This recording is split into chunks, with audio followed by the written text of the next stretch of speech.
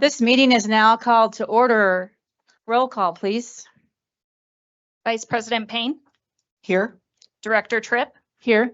Director Wilburn, Here. Director Waldrop, Here. President Shandy. Here. The Pledge of Allegiance will be led by Charlie White, JROTC Wing Commander from Air Academy High School. Please come forward.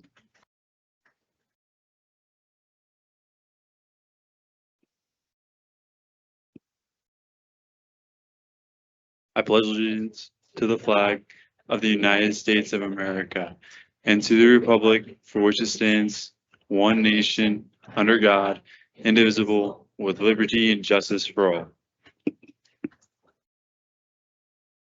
Thank you, Charlie. Welcome, everyone, to our Board of Education meeting this evening. We're excited to start our gathering by celebrating the outstanding faculty, staff, and students of D20. Their hard work deserves our recognition, so we encourage applause during this celebration time. Let's get started. Tonight, we have Air Academy High School and Douglas Valley Elementary School with us. Air Academy High School, fun facts. Principal Dr. Amy Rippinger, the first high school in District 20, the only public high school in a military base in the United States. And since the founding of Air Academy High School in 1957, their cadets have won 34 state titles, of which my sons participated or in at least 3 of them. So welcome, thank you so much. And I do like to reiterate, the first high school in District 20. It's part of our foundation. So thank you. Yes, thank you very much. Good evening, everybody. We're very excited to be here. Can you hear me okay? Am I speaking? Maybe Pull it a little closer if you would. Thank All you. right. This You is can not pull it exactly- to you. It will. Is that better? That's much better. Thank you. We appreciate the chance to share a little bit with you tonight about our exciting adventure of building a new building. To be specific, this year, the school year has been about the schematic design process, which as the new leader of Air Academy has been a neat way for me to get to know the culture, the climate, the history, the foundations of Air Academy, which are very exciting. And like President Shandy mentioned, Air Academy is the first high school in District 20, and we are the only high school, public high school on a military installation. And so that puts us in a pretty unique position. So this school year, I have 4 people up with me that I'll introduce in just a minute, but this school year has been about working with our architects, HCM, as well as our builders, non-construction, and really laying out what we want the overall design of the building to be, to make sure that we carry forward the culture and the continuity of these fantastic traditions that we have as cadets. And so in the beginning, in September of this last school year, we brought all of our teachers together to meet for the first time with the architects. And there should be a slide popping up here at some point for us to kind of visualize this process. I'm sure Mr. Honeycutt's working on it. Thank you. Perfect. Okay, sounds good. But in September of the school year, we brought all of our teachers together and basically gave them an entire day to talk to HCM and to say from their perspective as educators, what do we need in our building? What do we need to move forward with? What do we need our spaces to look like? And then from there, we concentrated a group of people. We took community members, a couple parents, a couple students, 2 students that are with us tonight, administrators, teachers. We have a teacher on that group that's with us tonight. And the design committee really stepped forward and said, here's what we want to dig down into the process with the architects and bring forward. From that design process, and I'm going to save the specifics to them so they can talk to you about that. From that design process, we're now during the months of January and February, taking further drafts back to different specific departments in the high school and outlining what the spaces look like. So counseling, our performing arts spaces, our athletic spaces, all these pieces that make our comprehensive high school what we are today, which is a very, very well-rounded high school that we're really proud of our traditions. And so we want to make sure that those things carry forward with us into our new building. So real quick, before I introduce and pass off the mic, this is the overall design process, and I thought it would be helpful to have a visual up here for you. You'll notice that there's no timeline on this yet. We're not far enough in the process to be specific about dates and times, but we thought it would be helpful for you to kind of see how this unfolds, which is unique and different from Douglas Valley in their process. Air Academy is following is a collaborative design build process where we do those things together.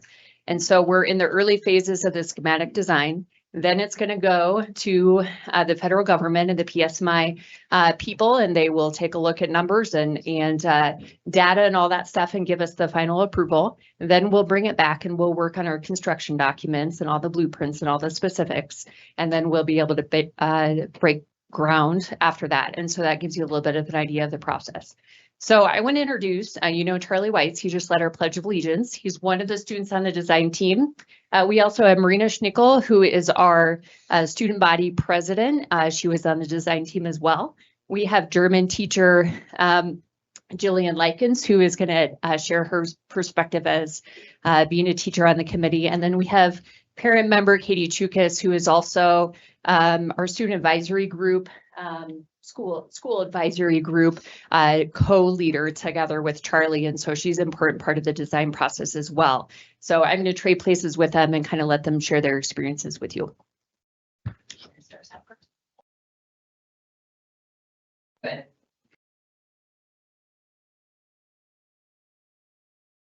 Hello, thank you so much for having us. We're so excited to be here. As Dr. Ripperger mentioned earlier, I'm the student body president at Air Academy High School. My name is Marina Schnickel, and I just want to start off with how big of an honor it was to be a part of this process as a student. Not only did HCM, the architects from HCM and Unconstruction listen to the perspectives of the administration and the teachers, but also the students. And it's such a big deal for us to be able to be a part of this process. Although I'm a senior as well as Charlie, and we won't be a part of this building, we are so excited to be able to pass this down and continue the culture of Air Academy. So I just want to start off with how we went through the process of this design advisory group. It was over the course of 4 meetings every month, and we started with just talking about what it means for us to be a part of Air Academy. So what parts of this building contributes to the culture and what we want to preserve and continue on into this new building. So we talked a lot about the community we have here at Air Academy, as well as what parts of the building contribute to that community. And the architects really listened to that. And within the next meeting, they were able to come up with 3 different designs that really spoke to the aspects that we talked about and that contributed to our culture. And then we were able to break the group into 2 groups and talk about the different design options and what we liked about each one, what differences we want to make in each one.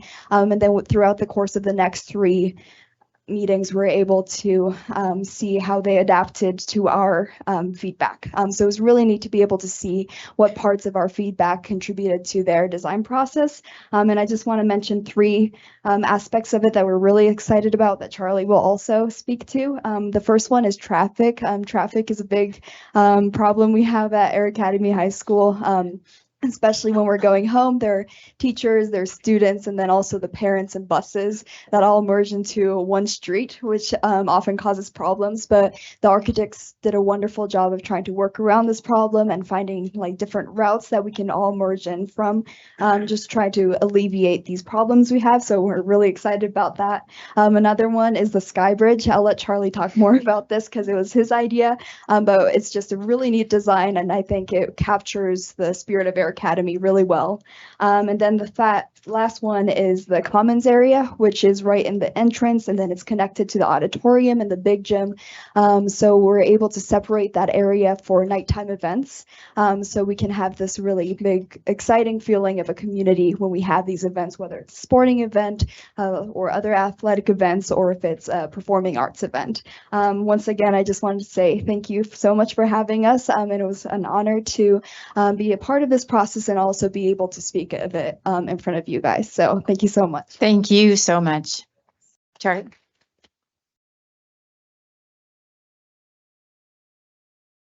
Hi guys, my name is Charlie Weitz. Pleasure to be back here speaking to you guys again. And the big thing I got from the design advisory group was Air Academy has given me so much, so many amazing opportunities, memories, and stuff like that all 4 years I've been there. So the opportunity to give back was amazing. It was definitely the most enjoyable thing I've done 4 years of high school. So I just wanted to talk a little bit about different directions we were going with our extracurricular activities. So as previously mentioned, I'm the wing commander for our JROTC unit in the district. So we have every high school around the district come to our school for JROTC during the day. So that was a big thing we considered, was how could we effectively get those students and make that easy for them coming into the building where they're not wandering around our building, getting lost, things like that. And then we are always operating. So at night, pretty much we're always moving around the school. So the placement of everything was a huge consideration in the process. So where are we putting the gyms, where are we putting the auditorium, stuff like that, to really make effective use of our space at night.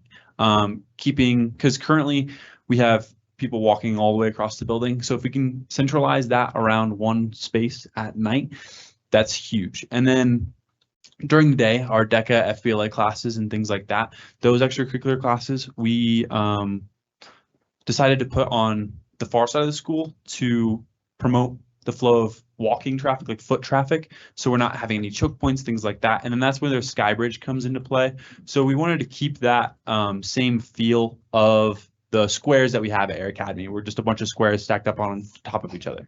So we have our courtyard, and then we're trying to have a bridge go over the far end of the courtyard. So the DECA classrooms, FBLA, our Cadet Coffee area, those spaces will be on that bridge, which is honestly, I think, such a cool way, unique aspect for our school to have.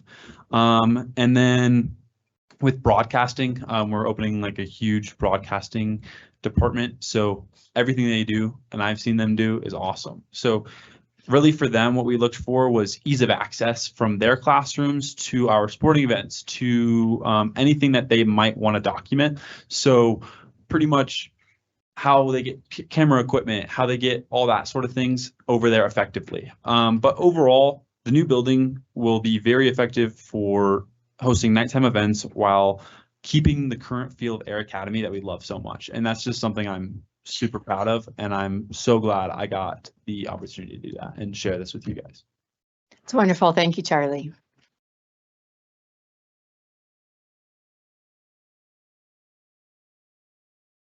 Continuing in the same vein of Marina and Charlie, from a teacher's perspective, it was a great honor to be on the committee. And the design process for the new building was especially exciting for me, knowing that the physical space of a classroom really has a profound impact on the learning that happens within it. And we're all looking forward to the improved sense of comfort and well-being that comes with the new spaces.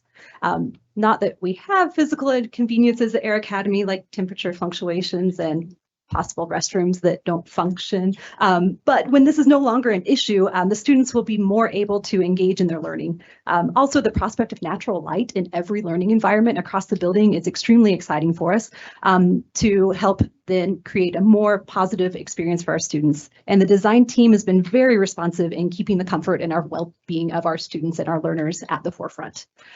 As they also mentioned, beyond the improved learning environment, we're also very excited about the opportunity to showcase the unique spirit of Air Academy. So when discussing what makes Air Academy, what came to the top of every conversation with our focus group was the idea of the community that we've built. So at the forefront of our design conversations was the idea of keeping our building focused upon that.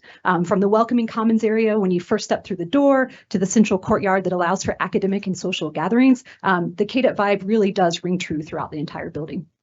And lastly, what I'm excited about as an educator, even though it's not my field, is the new design new design offers the opportunity to showcase another special feature of our school, our new Center for Excellence that will house programs unique to our school, such as engineering, aviation, and advanced manufacturing. So the space will allow for flexibility and innovation as these programs adapt with the times. And special thought is being put into features that allow for current and future expansions in these fields. Overall, it's exciting to move forward with a design that allows us to still honor our history as the original high school in District 20, melding future innovations with an appreciation for the people who have brought us to this point. Wonderful. Thank you so much.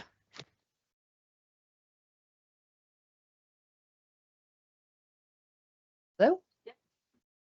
You're great. Oh, I'm good. Yep. Okay. Yeah, so I was on the design advisory group providing the parent perspective.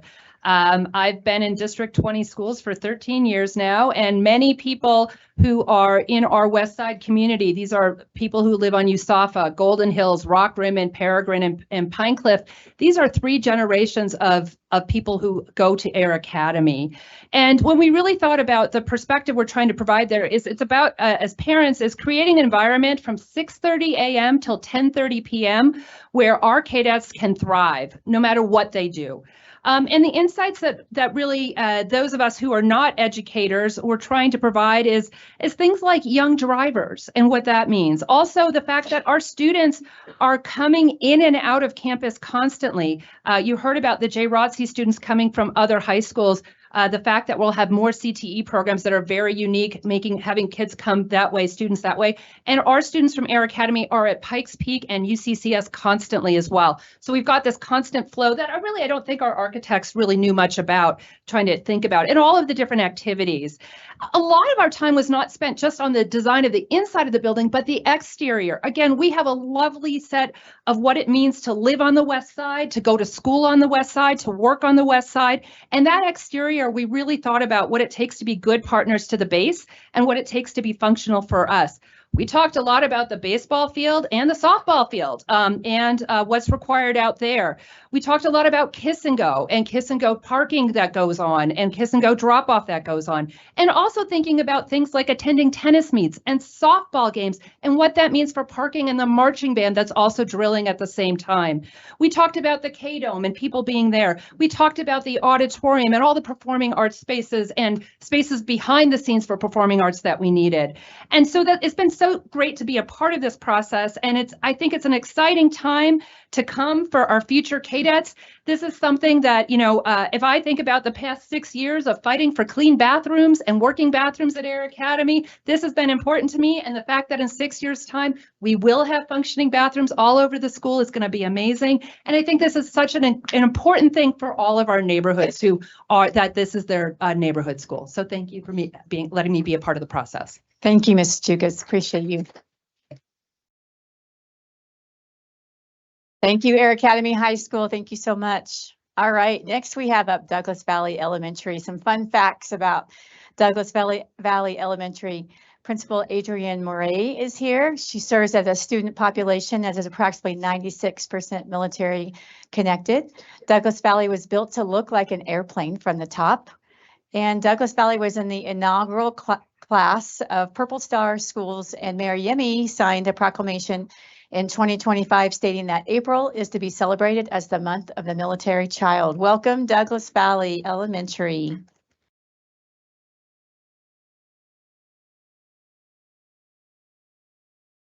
Okay. Oh, I was like, do I have to hold it down? So we have our robotics team here, part of our robotics team. This year we had 2 full teams that competed and we had one that went to state. So this is a compilation of both of the teams and they are here to just share a little bit about their robotics experience. It does tie in nicely with the West Side. We've had lots of support from Air Academy and the Eagle View Middle School as we've been getting our teams up and running. And so I'm going to turn it over to them because they have lots of fabulous things to share. Wonderful.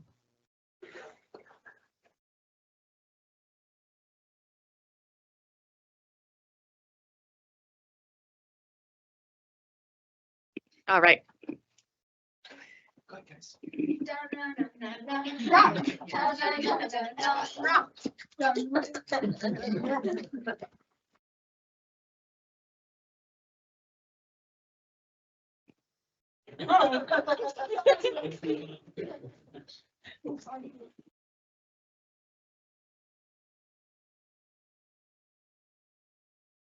Can you guys pass this when you talk?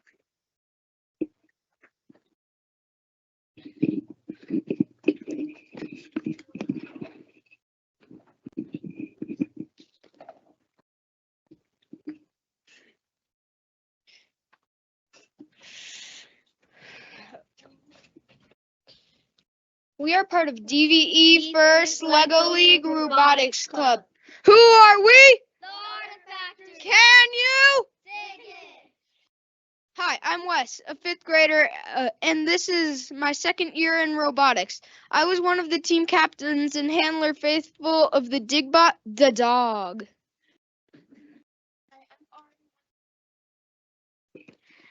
Hi, I'm Ari, one of the innovation designers and researchers.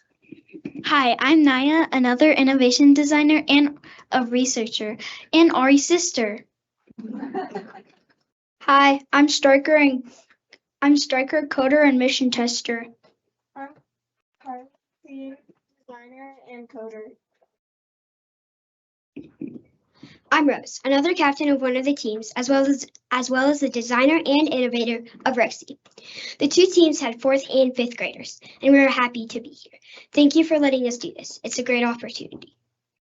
Our club was guided by the FLL's core values: teamwork, inclusion, impact, fun, discovery, and innovation. Our journey was full of discoveries, creations, friends, coding, and competition. We had a fantastic time together, and one team made it all the way to state in Denver. We all contributed, and we were inclusive and had a great time. We discovered problems to identify as we considered our theme, which was unearthed. We talked to an archaeologist to find those problems to solve, and it was awesome. Here's Rexy. It has removable containers, a tool storage for the back, and a ground penetrating radar on the underneath, and tough boxes for your computer, for your technology. This solved the problem of getting the artifacts to and from the dig site. It is solar powered. It's a solar power hauler of materials to and from a site. Teamwork helped us with every part of our journey. Our problem we solved in research was protecting the archaeologists from pesky bugs. We made the bug away suit. Did you know that bugs don't like a certain high-pitched sound? We didn't, but now we do.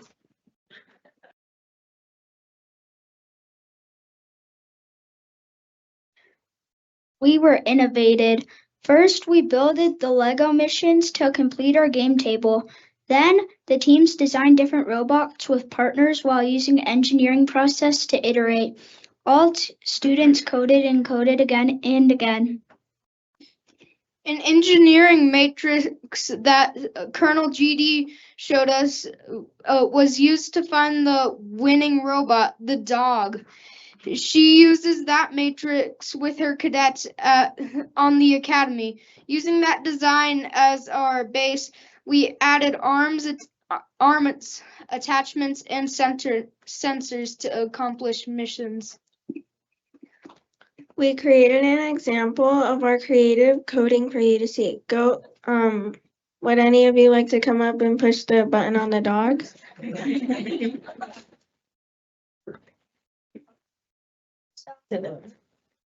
It's that big button, Big button? right under the metal.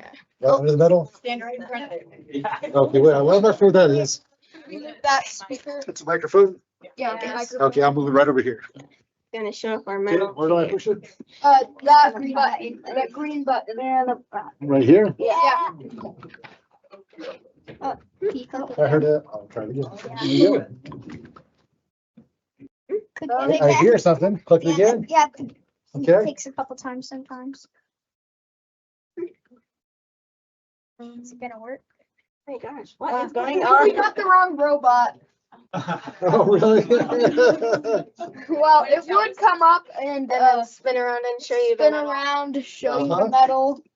Yeah. This is what we won from going to state. Yeah. Oh, yeah? We can show you individually if you want. Oh, very cool. Sorry. No, it's excellent.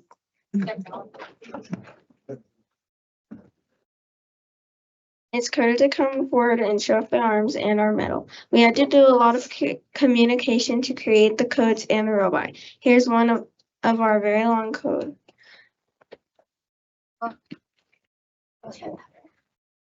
Well, that was. Yeah. Through conversation with the archaeologist, She even admitted seeing things in her professional world a little differently. After talking with us, besides having the impact on her, we have grown as individuals and a team. The skill and experience were irreplaceable, and we would do it again. In fact, some of us are already talking about next year. Bum bum bum. Bum bum bum. Bum Wolves. Can you dig it? Thank you for your time. Oh, thank you. All right, if you will stick around, we will take pictures after Superintendent Haber's presentation and stuff. So thank you very much. All right, Mrs. Hatfield, are there any updates to the agenda? Yes, and the board has been made aware. Members of the board, are there any items you wish to move from the consent agenda? Are there any discussion items to be added to the agenda? May we have a motion to approve the agenda? I'll make a motion to approve the agenda. Second. Roll call, please. Vice President Payne, Aye. Director Tripp, Aye. Director Wilburn, Aye. Director Waldrop, Aye. President Shandy. Aye. All right, I just want to start off our board comments tonight. First, I want to say welcome back, Mr. Director Wilburn. We appreciate your presence here. Thank you so much. Also want to I want to welcome and thank Mrs. Hatfield for transitioning our secretaries. Thank you so much for all the work that you've put in.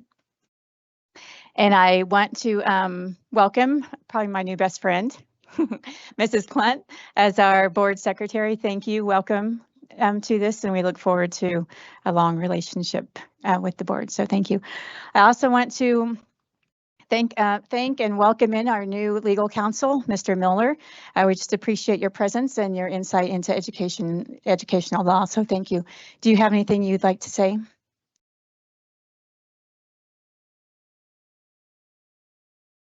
Thanks so very much for welcoming me. The staff, Rebecca and Brittany, people in the cabinet have been just so gracious. Ginger, you're amazing. It's been fun to get to know you.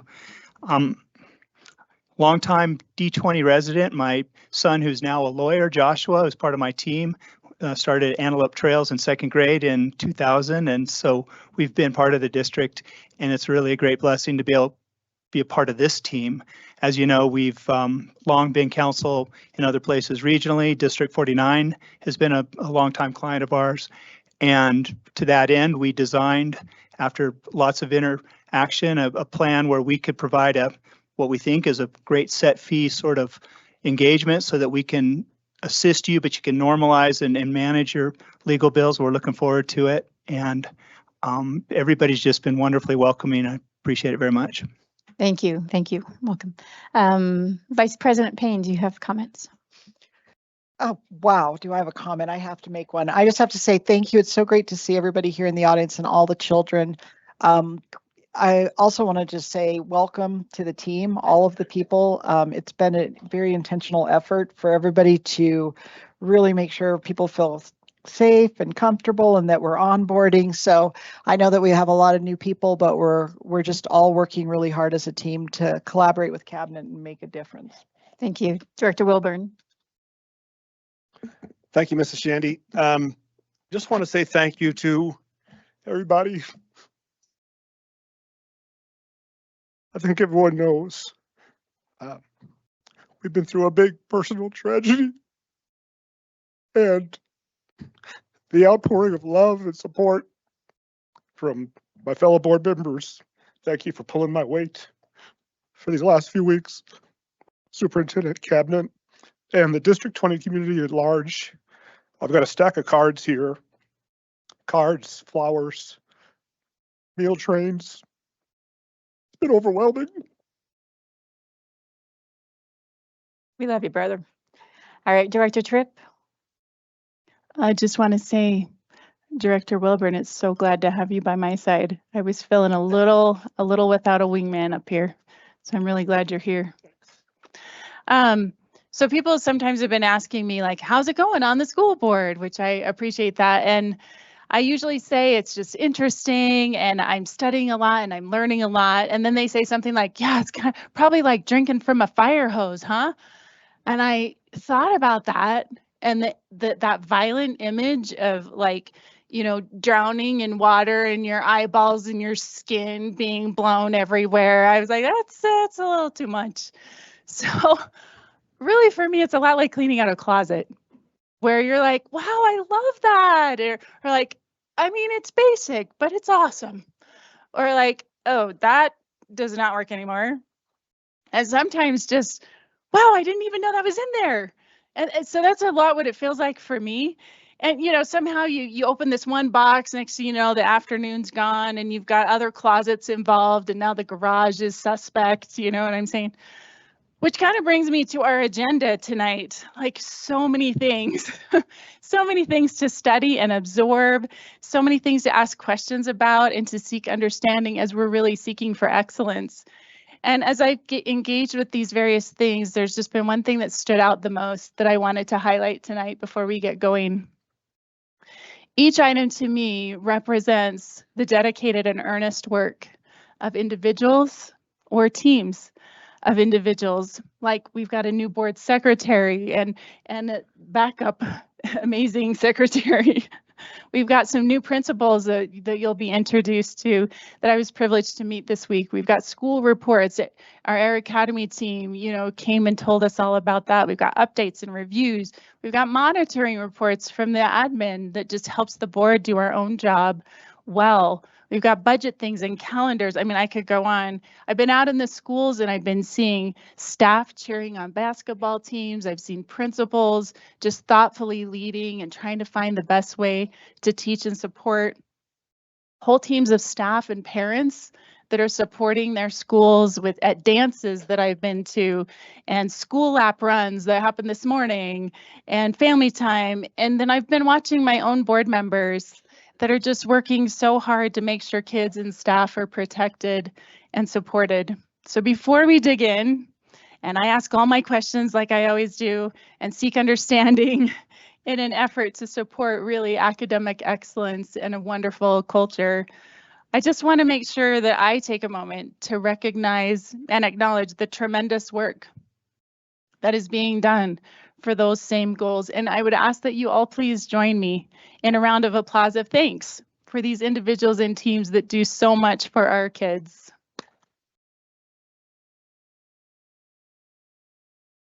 Thank you. Director Waldrop. Yeah, thank you. First, I want to just say thanks to the board members and the superintendent. We had a couple great times going up to the Capitol to really advocate for District 20. It's great meeting with our lawmakers and we're really knowing some of the things that are important for our district, funding as well as different issues. And it's great to be able to see that. And this morning, be able to go with a couple of our students up there, which are wonderful students, to have them learn a little bit about that experience as well. So that's fantastic. I did have a couple other things I wanted to mention today, for the board comments. One is thinking about our book review process. You know, I think it might be something for us to revisit at some time. I know we've had this has been ongoing kind of concern for the public for quite a while. We've heard it here many times, even before I was on the board. This is coming up. I decided to initiate that process myself, and one of the books that was read here last week has some very questionable kind of things that we're hearing. And that process, there's little things we could adjust, maybe going from, I didn't know about 5 days, it was 5 calendar days, for example, or 5 work days. And so when I was waiting for the initial response, I wasn't sure exactly how long to wait. The initial responses were kind of like, this is our justification for the book, rather than kind of what were your concerns and how can we try to address those things and what's that pathway. I think those might be little kind of things we might be able to work on. Some of the other justifications for the book were, for example, one is that it had been checked out once, but that was because my daughter checked it out for me to read it, because you have to read it before you can challenge it. And I couldn't even find the book at the local library. They couldn't even order the book for me, and yet that's in our library here. So I thought that was a bit of a concern. So I thought hopefully we can work on having that be more of a collaborative process between our educators and our parents who might be concerned, or citizens, to move that along. Another thing that's come up quite a bit, obviously, has been the protests. It's been going on all around the country. It's happened here within our own district. So we've been seeing those things that have come up. And I think we want to make sure that our students kind of embody the First Amendment, the right to freedom of assembly, freedom of religion, and be able to embody that in an accurate way. But also be able to recognize that we have a right to our free expression, but we also don't have a right to interfere with kind of lawful engagement, law enforcement officers and official duties. And we've seen those things, but I think it could be a real opportunity for educators to think about how do we have these discussions about what is the First Amendment, how do we express those things, how we be able to do those things without interfering with things. And of course, we've seen the unfortunate things that have happened across the country, but as well as 150 plus anti-ICE agitators arrested for crossing that line from free speech to interference and other activities.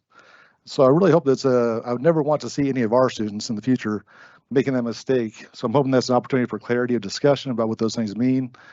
So hopefully that's something we could do as a district. And then last, I just want to finish with a quote from one of my academic heroes. Really, when I started going to college, I never really heard about this individual, Frederick Douglass. So the quote is, "It's easier to build strong children than to repair broken men." And I think that's one that really kind of emphasized the importance of early childhood development, parental responsibilities, and education. So thank you. Thank you. All right, Superintendent Haber, I think you have some comments, maybe a couple? Just a few. Could you go all the way to the last slide for me, please, on my thing? I'm just going to actually start there and then go back to the beginning. We had a wonderful time, as you know, at CASB, and we had our amazing students from the Superintendent Advisory Council come and be with us, especially at breakfast. And so I believe that some of those students are here. They weren't able to share in January. The students that went were Ayush, Vespute, Gautam Devalupalli. Devalupalli. Say it for me again. It's Gautam Devalupalli. Devapalli. Thank you. Thank you. We had Kitsia Villa, who's here. Yes. Hi. Nathan Colbert, and I believe Shane is here also. There you are. And then Tegan Anderson. And I just asked them to just put together kind of a brief summary of what they learned from the conference and what they took away with. So first of all, we would like to thank the board and the superintendent for that experience to be able to go to CASB and just see what's happening with education and school boards across our state. That's an incredibly valuable experience that we were able to have as students, and we just can't thank the board enough for that experience. So thank you all.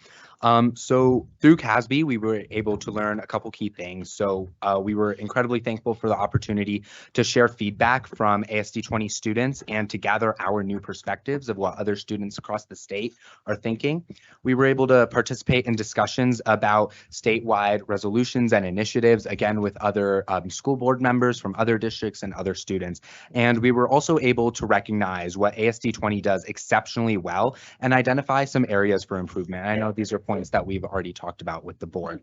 So from our findings and what we were able to think about, we came up with our broad idea that we want to present to the board today, which is bridging the gap between students and the Board of Education. And so our overarching statement that we'll start with is that ASD 20 needs to strengthen the connection between students and the Board of Education to ensure that student voices are heard and valued. Yes, of course. Building off, I definitely do agree that although we have a wonderful parent community that's very active with our board, students don't necessarily feel comfortable directly bringing up their concerns or getting involved with the board. And through this, we've discussed the possible reasons as to why that might be, and a lot of it comes from a lack of knowledge on necessarily what the board does, who you are, your purpose, and we want to propose different initiatives to kind of motivate students to become interactive within our, school district, because as you all know, students are the future, and we build up society based off of what we learned from you guys. So proposed solutions are number one, to increase transparency. So we would appreciate if there would be a more clear telling of what the board's goals and visions are for the district, as well as the responsibility for students. Secondly, we want to highlight student recognition and achievements and provide a standard that recognizes students and opportunities for input for the board to interact with.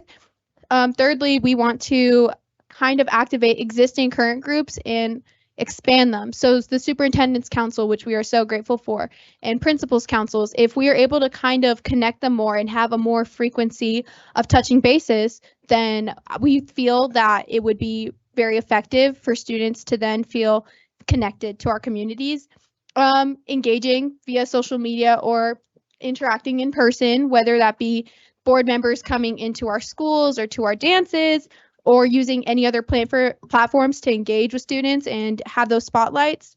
And lastly, to designate feedback opportunities and set clear times for students to have these conversations. Like the board meetings are great, but is there going to be potentially an opportunity for it to be students one-on-one with board members?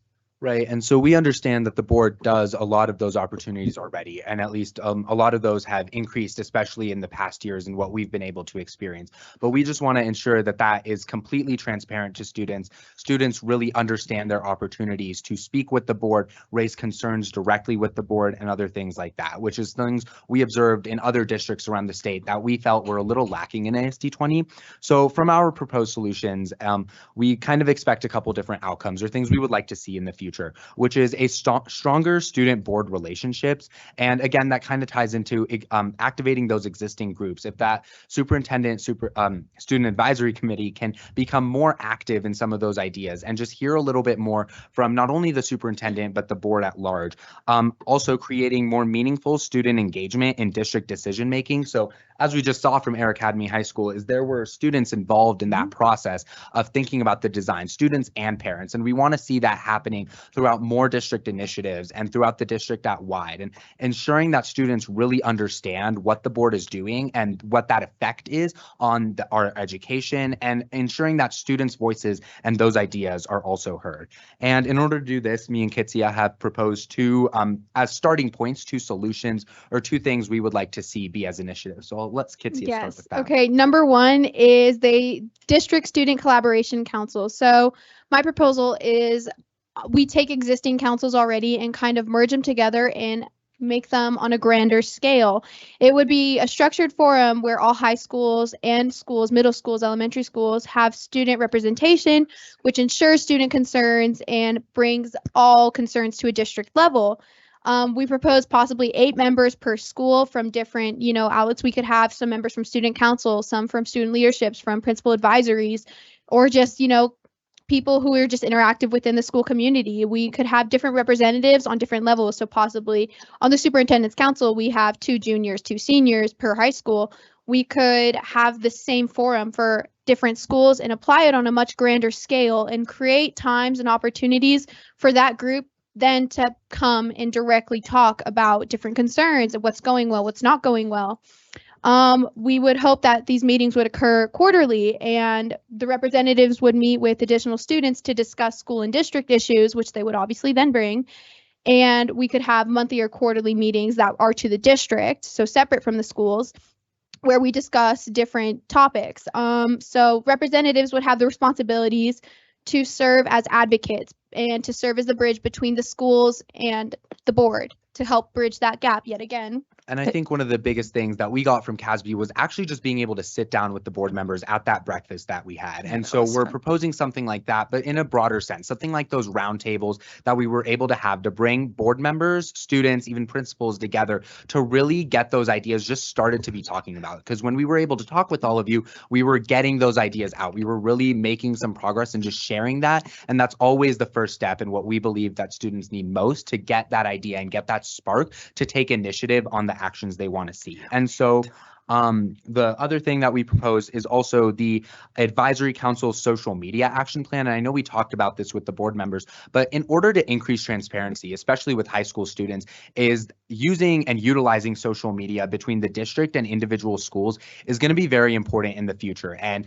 we can discuss different ways of how to implement that. And we're not saying that the district is going to just be taking over school social media accounts or controlling everything. No, we just want increased transparency so that students really know who the board members are, what they do, some of their plans and proposals for ASD 20, because at the end of the day, we're the ones who are really being affected the most by the decisions from the board. And anything like that, at the end of the day, it's education, and students, we believe, need to understand what's happening in terms of that. So I really appreciate you guys. We do have some time limits sometimes so if you guys want to just share, what your final proposal is, and then I'll be glad to, we'll continue to discuss these in our superintendent advisory. We've printed that at 6 we transfer into another meeting, and so we still have some of the administrators too, but I love your ideas. Just so you know, we did follow up on that. You guys are now, students are now receiving the board updates, which is a summary of what happens with the board. So I think that was something that fairly new. We didn't talk about that last time. So that would be something, to encourage, and also, we said we were going to put some time aside for that, but you guys have amazing suggestions. And I really appreciate you guys sharing. Yeah, thank you. Again, we just want to thank the Board of Education so much and Superintendent Haber for these incredible opportunities. And we're excited to speak more with you guys in the future. But thank you. You're amazing. Thank you so much.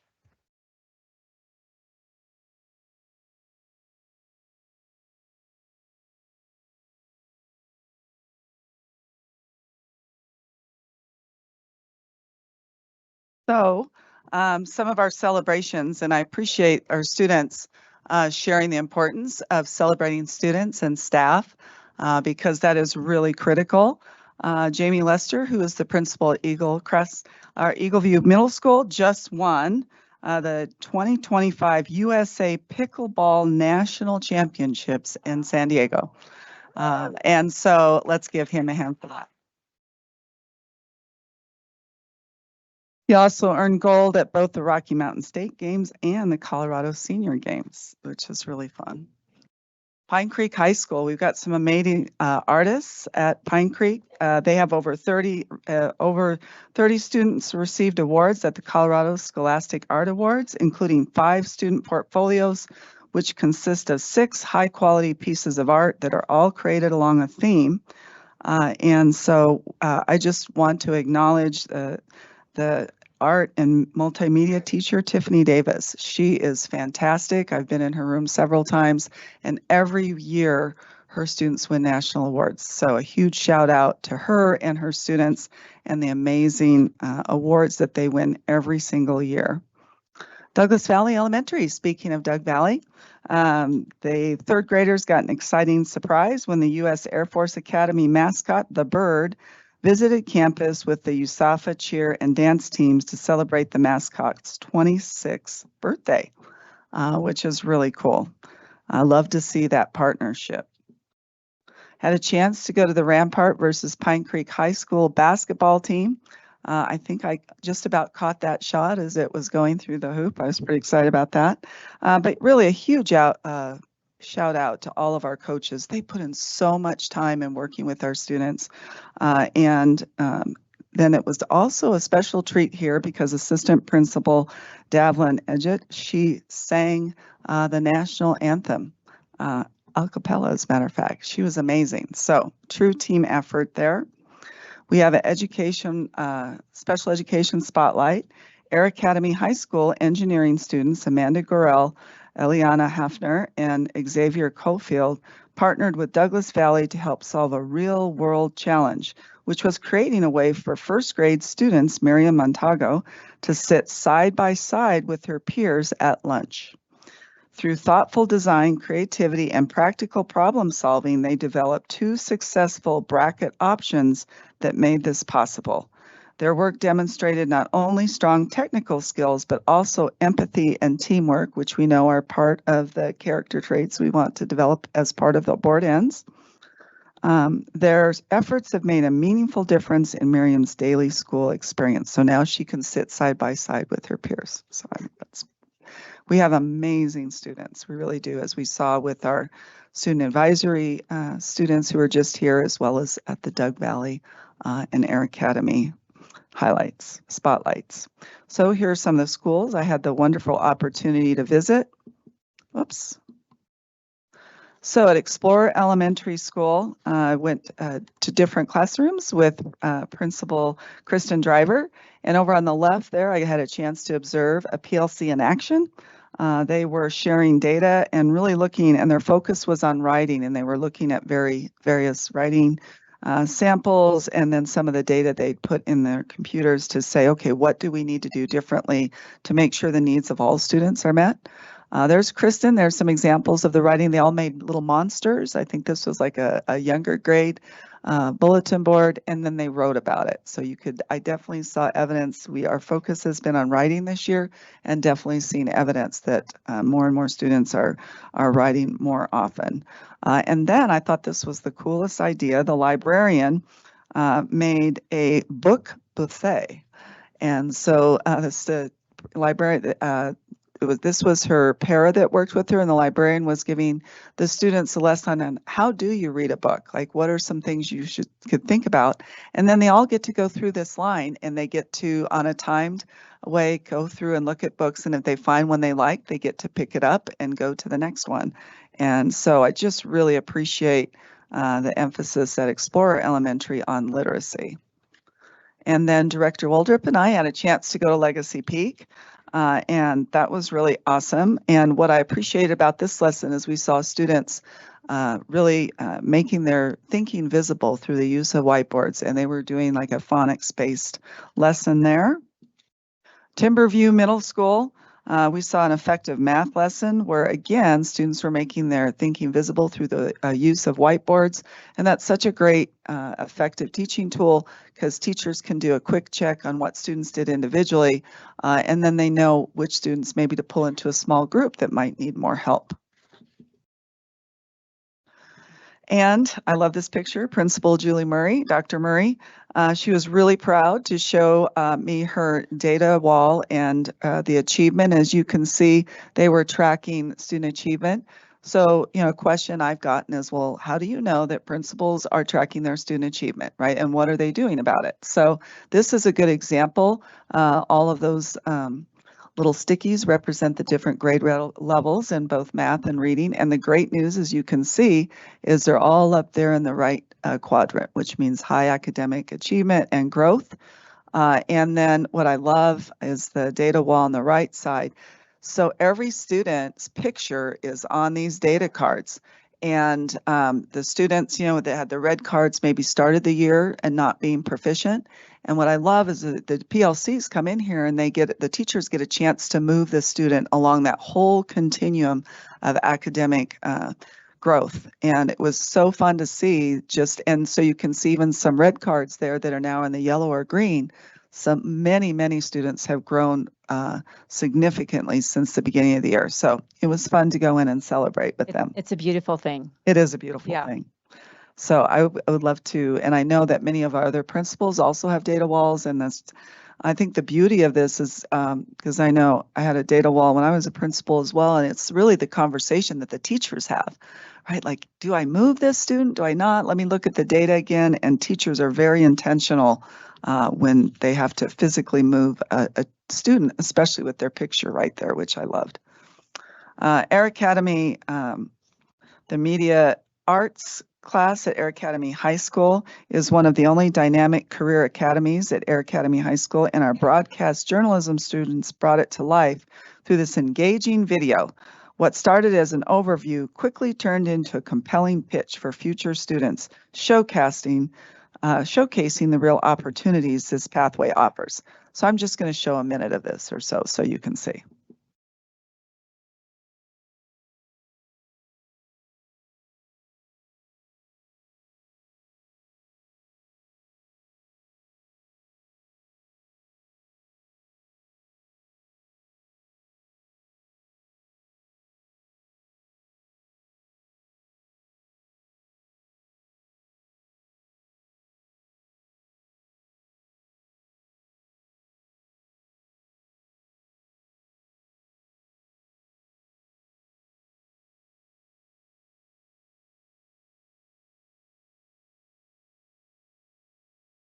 Thanks for showing some interest in the Air Academy Broadcast Journalism pathway. My name is AJ Longhenry. I'm the director of the program. The Broadcast Journalism program is part of the Career Academy system here at your academy. That means that my class is tied in with a lot of your other core classes like English or social studies. The skills you learn in my class, the things you learn in my class, you'll be able to use in your other classes during the school year. We're also part of the Colorado Career and Technical Education system, which means that students in my class, we're focused on giving you the academic knowledge, the technical skills, and the workforce competencies that will help you when you move on to secondary education or careers out in the workforce. So that's just a teaser, and the whole video is online when we post our board meetings, so you can go in the superintendent update and look at it. What I appreciate that he highlighted is this pitch is not just for future students, it's really letting the teachers in the building know too that what he does in his classroom connects to English and these other topics. And that really is what the Career Academy is about. It's about not just having a separate career pathway, but having those CTE teachers talk to content level teachers and really integrate what they're doing. So when a student's sitting in an English class, they can be thinking about what's happening in the broadcast class and seeing how that connects. So I'm very excited about that program and the other career academies that we have here in D20. We had our second book study on grading from the inside out, and this time Rampart Principal Megan Sanders and Chinook Tail Middle School Principal Jennifer Richardson were hosting this one, and it was a great conversation. Again, the whole purpose of this ongoing book study, and I always do the introduction and kind of set the stage for the rest of the class, and then I have the wonderful opportunity to sit at different tables and really hear the conversations. I'm learning so much about our district and how teachers feel about things and principals. We have teachers and principals all together, and we have high school and middle school together. And so those cross conversations have been huge. So really the question is, how do we provide accurate feedback to students and their parents about a student's proficiency in state standards through the grades that are assigned, right? And when we have different practices across classrooms, it's hard to be assured that if I get an A in this math teacher's class and my friend has another math teacher, are those grades comparable as far as really reflecting the proficiency of students? And this is something that is really a nationwide effort too, is how can we get really good about our feedback to students and their parents, right? Because parents look at grades as well. So we had a wonderful lead team retreat. We do this every February. All the principals, our assistant principals, our amazing learning services team, and a huge shout out to Dr. Koselak, who coordinates all of this. It was another wonderful celebration. So what we did for this one, as you can see, there were multiple opportunities for to kind of chart what the progress has been and to have those conversations again across levels. And this time we met in feeder teams. So you can see in the bottom where that was the Pine Creek High School feeder team. So we had elementary, middle school, and high school students, or principals, all talking about what were those effective strategies that you're using with students. What do we see across our feeder that is really making a difference for academic achievement? As well as we talked about the portrait of a graduate. What are each of those levels doing within the feeder team to ensure that students are gaining and developing those 6 competencies? And then there's another question that I've been asked from board members, others. Well, how do you know? How are you collecting the data, and how do you know what teachers and what principals are doing with teachers? So I went around and just snapped up. And what I love is, again, making their thinking visible, right? So after principals and APs really charted like this, these are the positive things that are going. After we did our root cause analysis and saying, what do we really want to work on this year? How are we doing with the progress with that, right? So here's what's going on that's going really well, and here's some of our challenges. So it was fun then to walk around and look at all of those posters and see common themes, because that's my job in learning services, is we say, what are the common themes? And then what does that mean for us here in the EAC to guide our future professional development or the interventions that we need to put in place right now? So it was amazing. I just love being with principals and just hearing their wonderful conversations about teaching and learning. had an opportunity to go to UCCS. We're really working on strengthening our partnership with them. Chancellor Jennifer Sobonnet actually reached out to me, invited me to meet with her and her team to talk about our partnership. She also has some legislation that she submitted and wanted our feedback on that around concurrent enrollment. And she really seeks to say, how can we increase that as even more so on helping to have more adjunct professors here on our campus, because that is less expensive for us to be able to offer those classes here as opposed to sending our kids off campus. So we had a wonderful conversation, and then Jennifer Berta, who is their their community liaison director, she took us on a tour, and at the end of the tour, she mentioned the cybersecurity program that D11 has. And as you know, I'm slightly competitive, and I said, well, D20, we'd love to be able to do something like that too. Do you have any opportunities for us? And she said, well, as a matter of fact, we are going to build a health sciences, brand new health sciences program. They want to move their nursing program, which is farther down the road. They want to put it all closer to the central campus. And they also want to explore opportunities for a district to have a health sciences program where teachers would come and be on their campus. And of course, I knew that Karina Bierman at Pine Creek has like a 40-page proposal already to go around what she wants to do with the career pathway around sports medicine. So I was able to connect all the folks who helped do the cybersecurity with her. And we're already going to have our second meeting on campus, and they are really excited to partner with us. And then the person who's the head of this health sciences project also was in sports medicine. So I mean, it was like, oh, everything's coming together. It was really great, and I'm very excited about future opportunities with UCCS.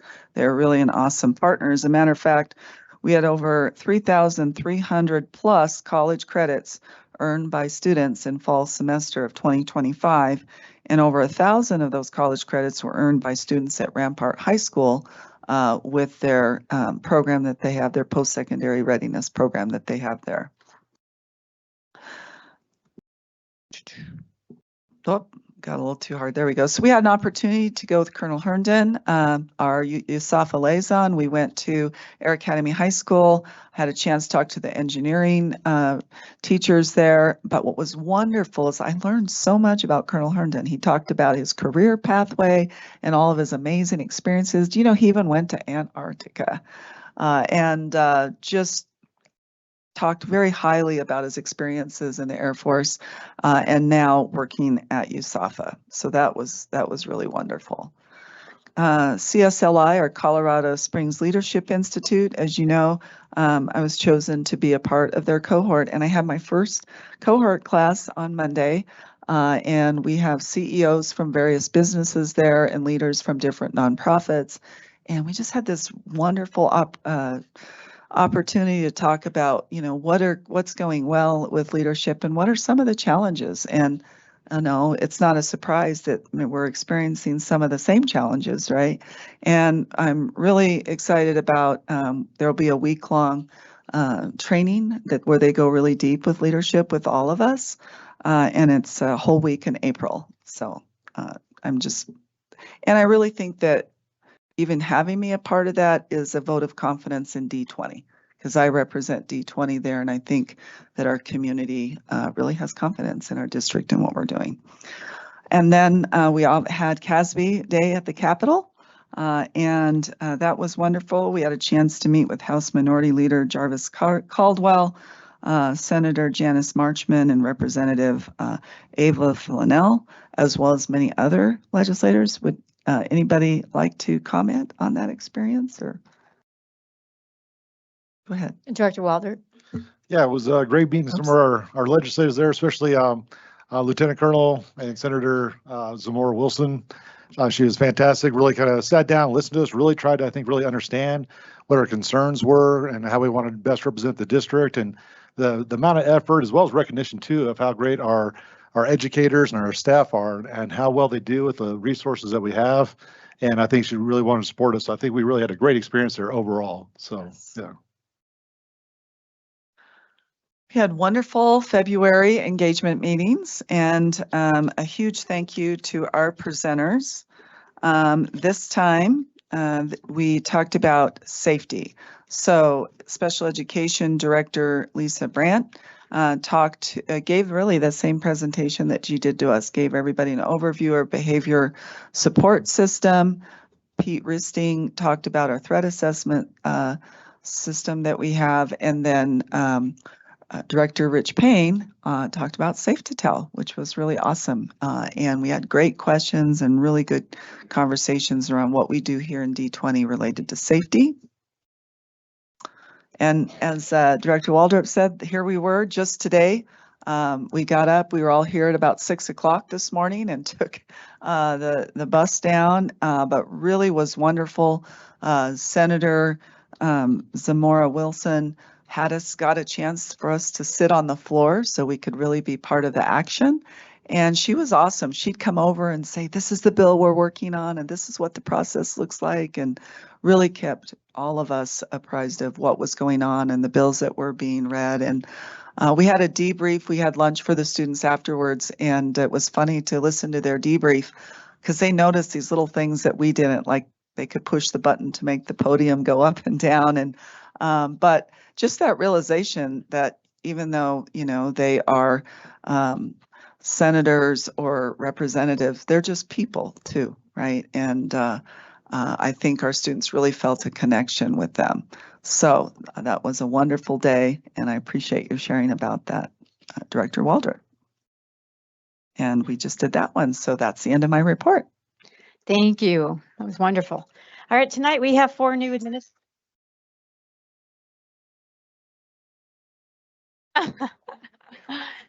I don't know. Mr. Smart is electric tonight. Nope, that don't work. It's just your personality, sir. All right, so we have 4 new administrators to approve tonight. Mr. Smart, I'm electric. would Okay, you so please make the introductions? yes. Can you all hear me good? So can you hear me? No. Okay. So as you know, the Winter Olympics are happening in Italy. So I thought it'd be fun to ask our administrators I'm going to introduce to you what sport they would do in the Olympics if they were to do one. So as I introduce them, I'll kind of tell you what they thought about. All right. All right, so my first introduction is Amber Izzo, who's being recommended as the principal of a Rock Rimmon Elementary School. Yeah, got some peeps in the house. Yeah, hang on, don't come up yet. Hang on. She's joined this evening by her husband, Joe. Hey, Joe.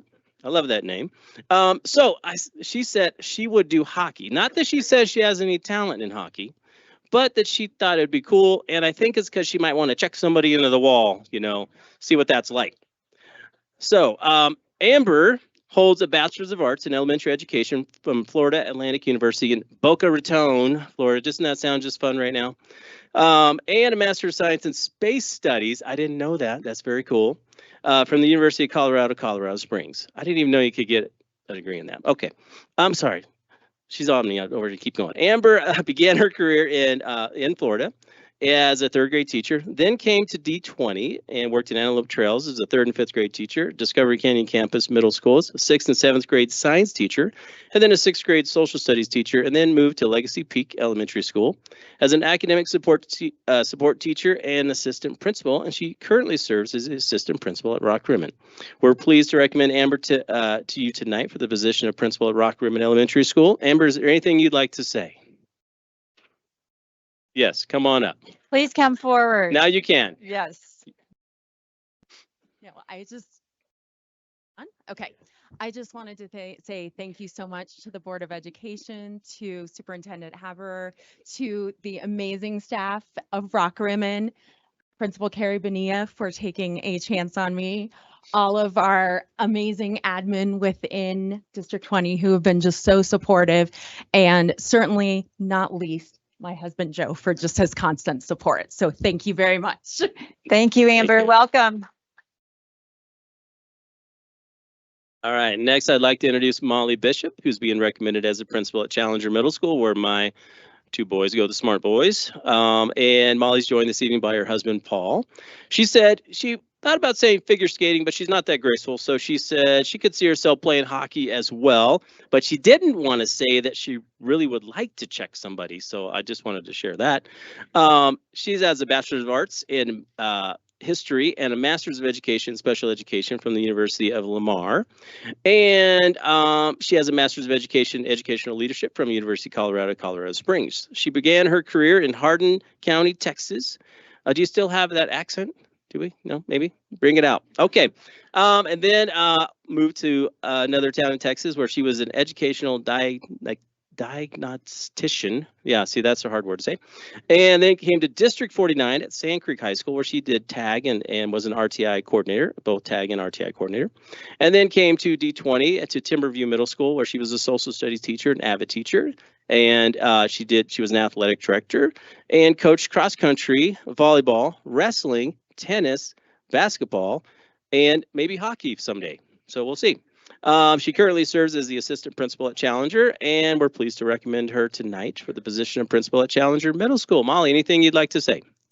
She's coming up.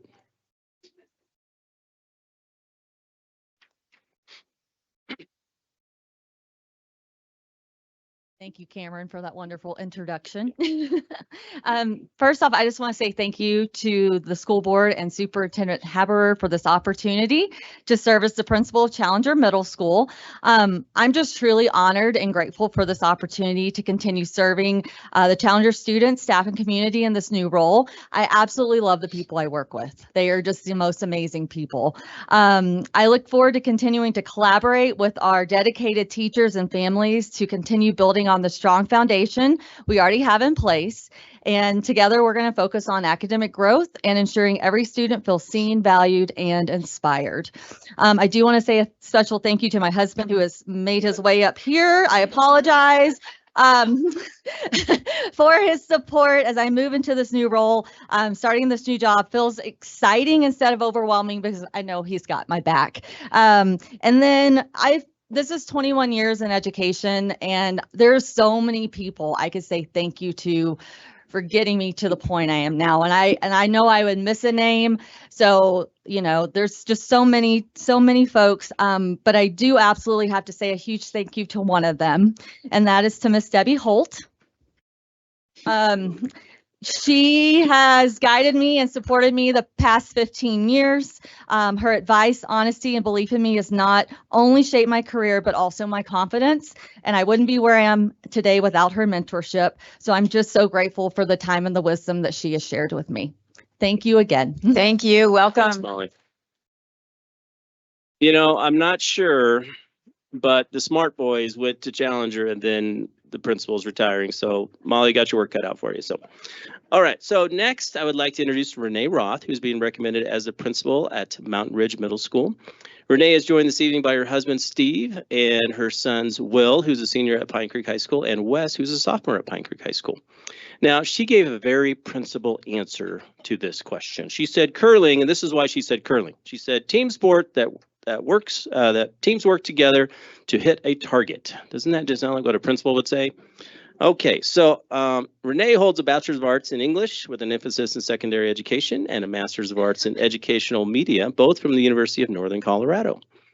She began her career in Weld Opportunity High School in Greeley as a language arts teacher, then went to District 11 and was a high school language arts teacher, then came to 49 where she was a middle school library media specialist, then was at the Colorado Preparatory Academy where she was a high school teacher and a middle school assistant principal, then came to D20 where she was a 7th and 8th grade at Mountain Ridge, 7th and 8th grade teacher and literature teacher and assistant principal, and she currently serves as the interim principal at Mountain Ridge. We are pleased to recommend Renee tonight for the position of principal at Mountain Ridge Middle School. Anything you'd like to say, Renee? Of course you will.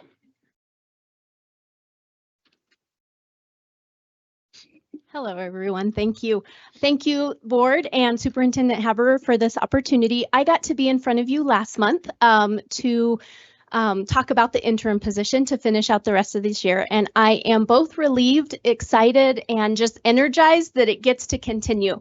A lot of the planning, instead of focusing on, well, depending on what happens, I'm excited because we've got a lot of great things in place that we're already doing at Mountain Ridge, and I look forward to continuing them. From the great traditions that I've been able to be a part of to new ideas, we've had great growth in map growth, great achievement also that we've experienced this year, and I just can't wait to be a part of that. Thank you to the staff that's come to support me and also to my family. I'm enjoying those last moments with my senior. So many of you know that feeling too, and I'm definitely enjoying that this spring as I get ready to take over, well, continue, I guess, to take over full-time in this position. So thank you very much. Thank you. All right, and last tonight, I'd like to introduce Trisha Clough. She got her own fan club. Woo! Okay, and she's being recommended as the principal of Ranch Creek. Yeah. Yeah. Trisha, go ahead and make your way up. Yeah, make your way up. She's joined this evening by her husband, Don, and her cheer team. And I think Carrie Evans might be here as well to support her, former principal at Ranch Creek. Now, Trisha said she also likes curling because she says she's a good sweeper. Now, if you've ever watched curling, that's an intense position because the person that just slid the rock is yelling at you the whole time, sweep faster, stop, sweep faster. So I just want you to know, it'd be interesting to see that in real life. So maybe we can set that up. All right, okay. She holds a Bachelor's of Arts in Liberal Arts from Regis University and a Master's of Arts in Curriculum and Instruction from the University of Colorado Springs. She began her career in D20 as in transportation as a bus driver, and then a free and reduced lunch registrar. Then went to Frontier Elementary School as a first grade teacher, RTI coordinator, and a reading interventionist. Then went to Ranch Creek as an RTI and MTSS coordinator, interim assistant principal, then became the assistant principal, and now she's the interim principal and going to become the principal. That's just a nice way to get right there. So we're pleased to present her tonight for that position. Anything you'd like to say? Yeah, thank you so much. I've had an opportunity to serve in a lot of positions in the district and just have enjoyed all of those individual journeys. And I am just honored to be able to take the position of principal at Ranch Creek after many years of serving as the assistant principal, and just to continue the work that we're doing there. I just want to say thank you to the superintendent and the board for their confidence in me and just believing that I am able to do this job.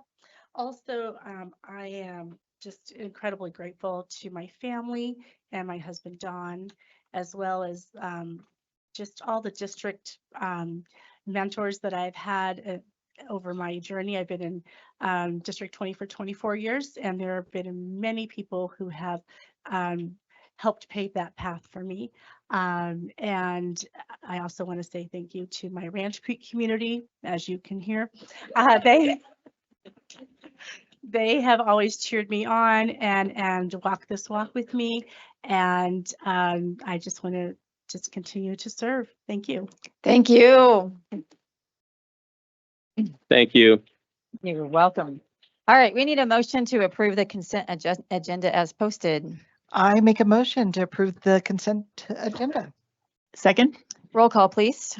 Vice President Payne. Aye. Director Tripp. Aye. Director Wilburn. Aye. Director Waldrop. Aye. President Shandy. Aye. There are 19 people watching the live stream right now. We're going to take a 10-minute break for the survivors of Douglas Valley who through our a little bit longer thing there. So 10 minutes and we'll be back for the business meeting. Thank you.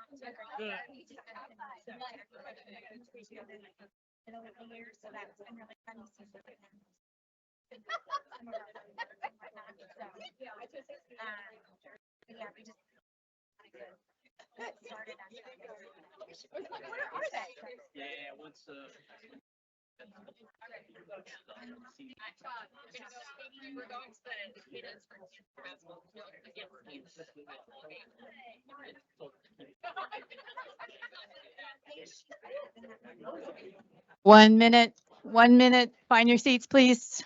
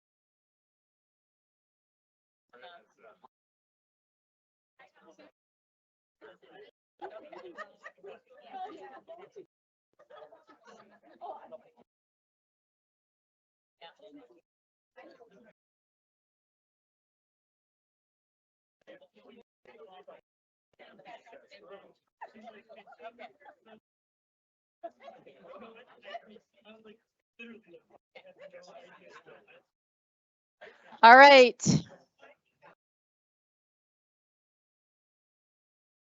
Thank you, thank you. It's always incredibly inspiring to begin our meeting by celebrating the hard work and achievement of our D20 students, faculty, and staff.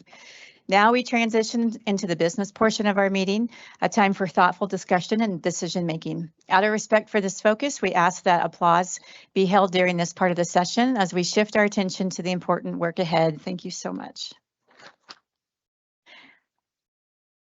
There are no items pulled from the consent agenda. So we're on to written reports. First up is annual report for New Summit Charter Academy NSCA. Does anyone have any questions or comments? No, all right, thank you. Let me find my. All right, annual monitoring report for executive limitations policy 2.8 emergency superintendent succession. Oh, no. Oh. No, come back. If you, yeah, no, come back, please, come back.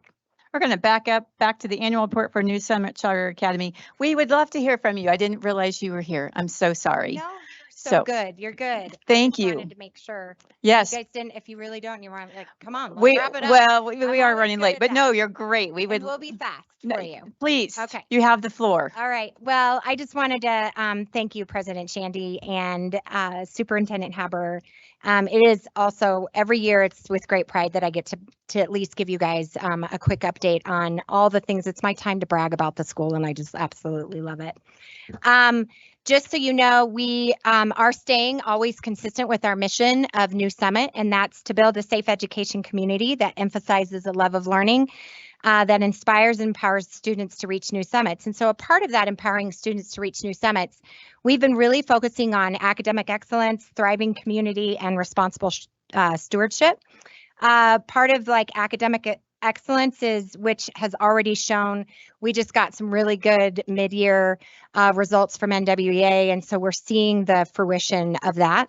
We also have a really big thriving parent community that has just been growing by leaps and bounds, and I'm excited to give you a quick update on that. And then responsible stewardship, this is something that's just always been a really strong point for New Summit.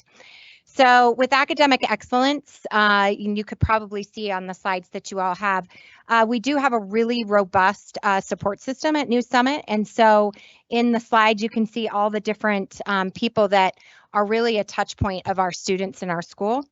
And you can also see in your packet that has our dashboard. We always do a quarterly dashboard with our board, and that will give you the end of the year results. Also, we have a Q1 and Q2. If you're interested in me sending that to you, I'll probably want to send you Q2 because it's really, really good news. So I'm super excited about that. We've just got lots going on with some growth there. And so through the last years, we have focused on refining of this year's MTSS process and continued efforts towards our PLCs, just like the district is. We have also systems of vertical alignment that we've really been focusing on as well. We're seeing some promising outcomes in both growth and achievement because of these efforts. And I'm just going to go over the infographic real quick just to give you some context, because I'm sure when you looked at it, you're like, well, what does this really mean? So there's two areas that I'm focused on is the academic success and challenges and opportunities. And with NWEA MAP, this all represents the NWEA MAP results. We did, in your packet, you can see this packet right here where it says the Q4 dashboard. We were really focused on, back when COVID happened, all of our goals were reaching around COVID catch-up goals.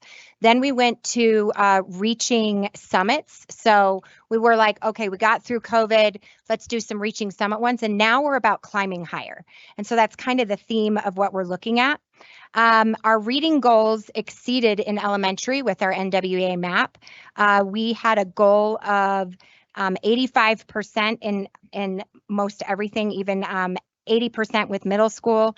And our reading goals for elementary exceeded that with 86.1. So the end of 23-24 school year, we were at 76.6%.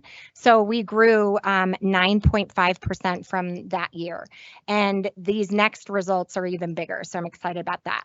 Our breakthrough growth did happen in middle school as well with language usage, and we had a 16.3% increase there. So in 23-24, we were at 68.5%, and we grew to 84.8% by the end of the year. Our reading performance it just about met that goal by 0.1%, because that goal was 80% and we made it at 79.9%. Our challenges and opportunities continue to be math. We've seen some growth throughout since we changed some curriculum. And so we're starting to see some more growth in that area. But we had a slight dip in elementary math, and our middle school math we didn't meet that goal. But I will tell you, however, for the Q2 results, this year already we're at 75.8. So that 69.9 has gone up to 75.8. So we're getting even closer there. Been doing a lot with all of those strategies that I talked about right before. Also with enhancing, we've been really focused on enhancing staff development and teacher quality. Through those PLCs, we've been really intentional about some of our PD sessions. We did a juggling all learners that Rick Frampton, he's the executive director of special education in District 38. Absolutely love Rick, and he's been consulting with us on some more development so we can help with those special ed students. And he did a juggling for all learners PD that our staff absolutely loved. I do not know how to juggle, and it was very, very difficult. I realized I needed a lot of differentiation in that area. So, but system-wide development of essential skills and vertical alignment we've done.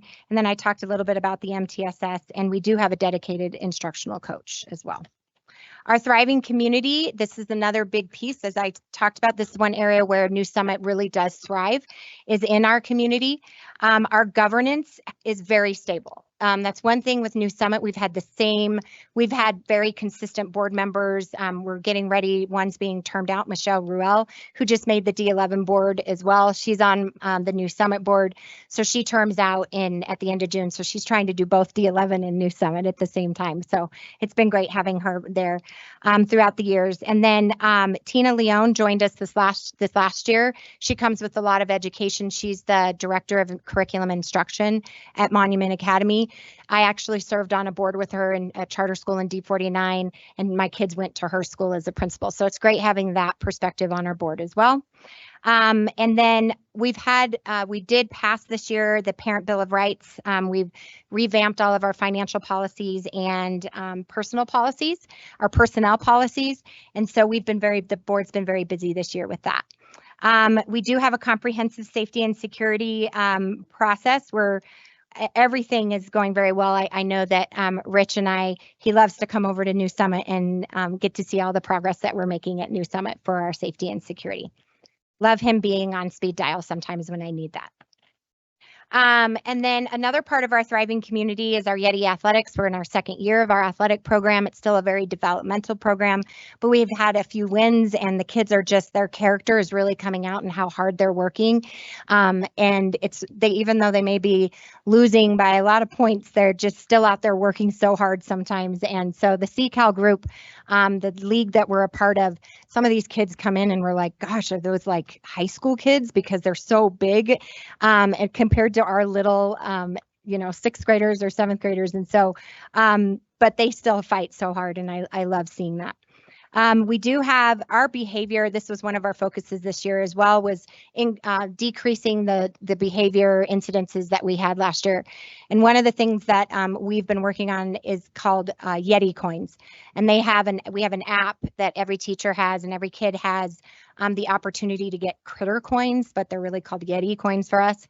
This has been huge. Even our middle school kids they wanted to grow their NWEA scores in order to get more critter coins so they could go to our Yeti stores. So this has been a big hit for us. And we have a big TV up on our, in our atrium, if you ever want to come and see it. And they even show the kids' faces on who's in the lead.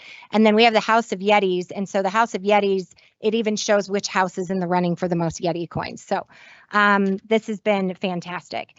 And then we do recognition Yeti of the month, just like most schools. But I wanted to recognize, we have a student who just recently, Nathan Nugent, he made the Pikes Peak region. There was over 80 to 100 kids that were across the Pikes Peak region who were selected from several hundred who auditioned for the Pikes Peak Middle School Honor Band. So he is now officially in that for trumpet. Our band teacher is by far, I will say, one of the best. He's phenomenal. He gets kids doing music like you wouldn't believe and playing instruments that just blows me away on how quickly he can get them doing that and the passion behind that. So come by even on one of our days where he plays the saxophone during lunch for the kids. Once a month he does that. And so they get their own jazz music with a saxophone, which is great. And then our community, definitely, we have grown by leaps and bounds with our parent community involvement. One of our things, we're not in our mission, it says to build a safe education community. We're not just about building a school within our own walls. We're about bridging out to the community, and we've really done that over the last couple years. We have, this last year, we had over 1,000 attend from all over the community attend our fall festival. We raised $22,000 in our booster-thon, and we had over 15,000 plus guests that attended our holiday craft fair with over 50 plus vendors. And to date, we're about 90, and I actually looked at this as a little bit, it was said 98. I think we're 94% students wanting to come back. And then we tracked our volunteering for families. And so I think the Yeti coins are helping that, because the kids are like, if you volunteer, we can get more Yeti coins.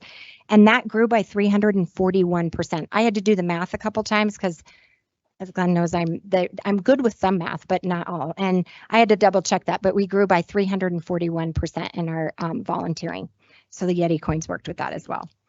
In 21-22 school year, we did hire Glenn Gustafson as our CFO, and we have thrived ever since. And as you know, Glenn does a lot. He's a former deputy superintendent in District 11, so we're very lucky to have him as our main finance person. And then I'm lucky to have him as a business partner as well. But he has really created a culture of financial stewardship, and I'm going to have him just give you a quick update on the finances. Hi, everybody. Glenn Gustafson. I also work for CDE halftime in the school finance division. We had a phenomenal year in 24-25 financially. We were lucky enough to apply for, I'd heard about an employee retention tax credit that was available to charter schools, not school districts, but to charter schools. And we had applied for that. It was COVID money back about 3 years ago. And after an 18 to 24 month delay from the IRS where they had stopped accepting all applications, they finally released those funds and we got over $1 million with interest for those funds. And so that significantly shored up our fund balance. Of course, we had great operating results last year because of that. We had a nice profit, and it allowed us to be in full compliance with all of our bond ratios. We just recently refinanced our bonds for our new gym, which is amazing and beautiful. And so having that extra money has been instrumental to us. And so we're just rolling along with everything right now. We are down a little bit in enrollment this year, so we did have to make some budget cuts. And so we are strategically spending some of that ERTC money. We tried to put as much in the bank as we could and not spend it immediately so we could manage through this enrollment dip that we're in. And now we're pretty confident that next year we're going to be able to come back to where we were before. All right.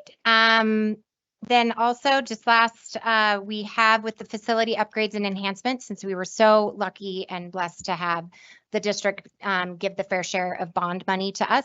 We have started that process, and in the facilities, we've started with the HVAC system and we've done a lot of analysis on what's wrong with it, because it is an old building. It's a 76,000 square foot building that was built in the 80s. And some of the HVAC system is different on one side than the other side. And so trying to get that to talk to each other has been difficult. So ACTS has done an efficiency plan, and we also brought in the one company, Data Wrangler. And Data Wrangler is a company that actually monitors our loads so that we can lower our electric, our utility bills. And then lighting, we are starting the conversion to LED in preschool. Preschool was the only one that didn't get the LED. And then we also are going to be, the next part is the window coverings and flooring that we'll be doing. But we also just did a recent big update on our technology, Wi-Fi points and whatnot. So money's being well spent there, and we're already fast at getting that done.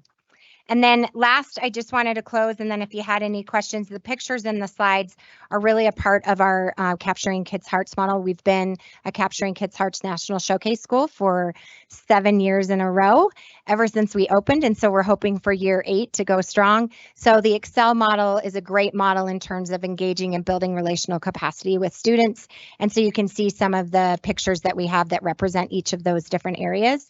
But I just want to thank the district. You have always been such a phenomenal partner for us, and we are always happy to be a gem in your crown, because you guys are pretty amazing. So thank you. And you are. I have a couple of questions, but I do want to go visit. So please do. I would love to come and do a walkthrough. But Vice President Payne. Well, Glenn, I'm so excited to say thank you for coming to District 20. It's always an honor when we get somebody that was at your level as a deputy superintendent to come into this district. And I know your service to CDE, and I'm so glad that it continues and we get a benefit from your expertise. So thank you. I also have to say that I have a million tabs open on I have 3 computers up here. So total nerd, but I've had your report up for days and it took me a hot minute to find it when you were speaking, but what a beautiful report. Like, I would encourage anyone to go to our board. I think, is it on Board Docs? It will be, yeah.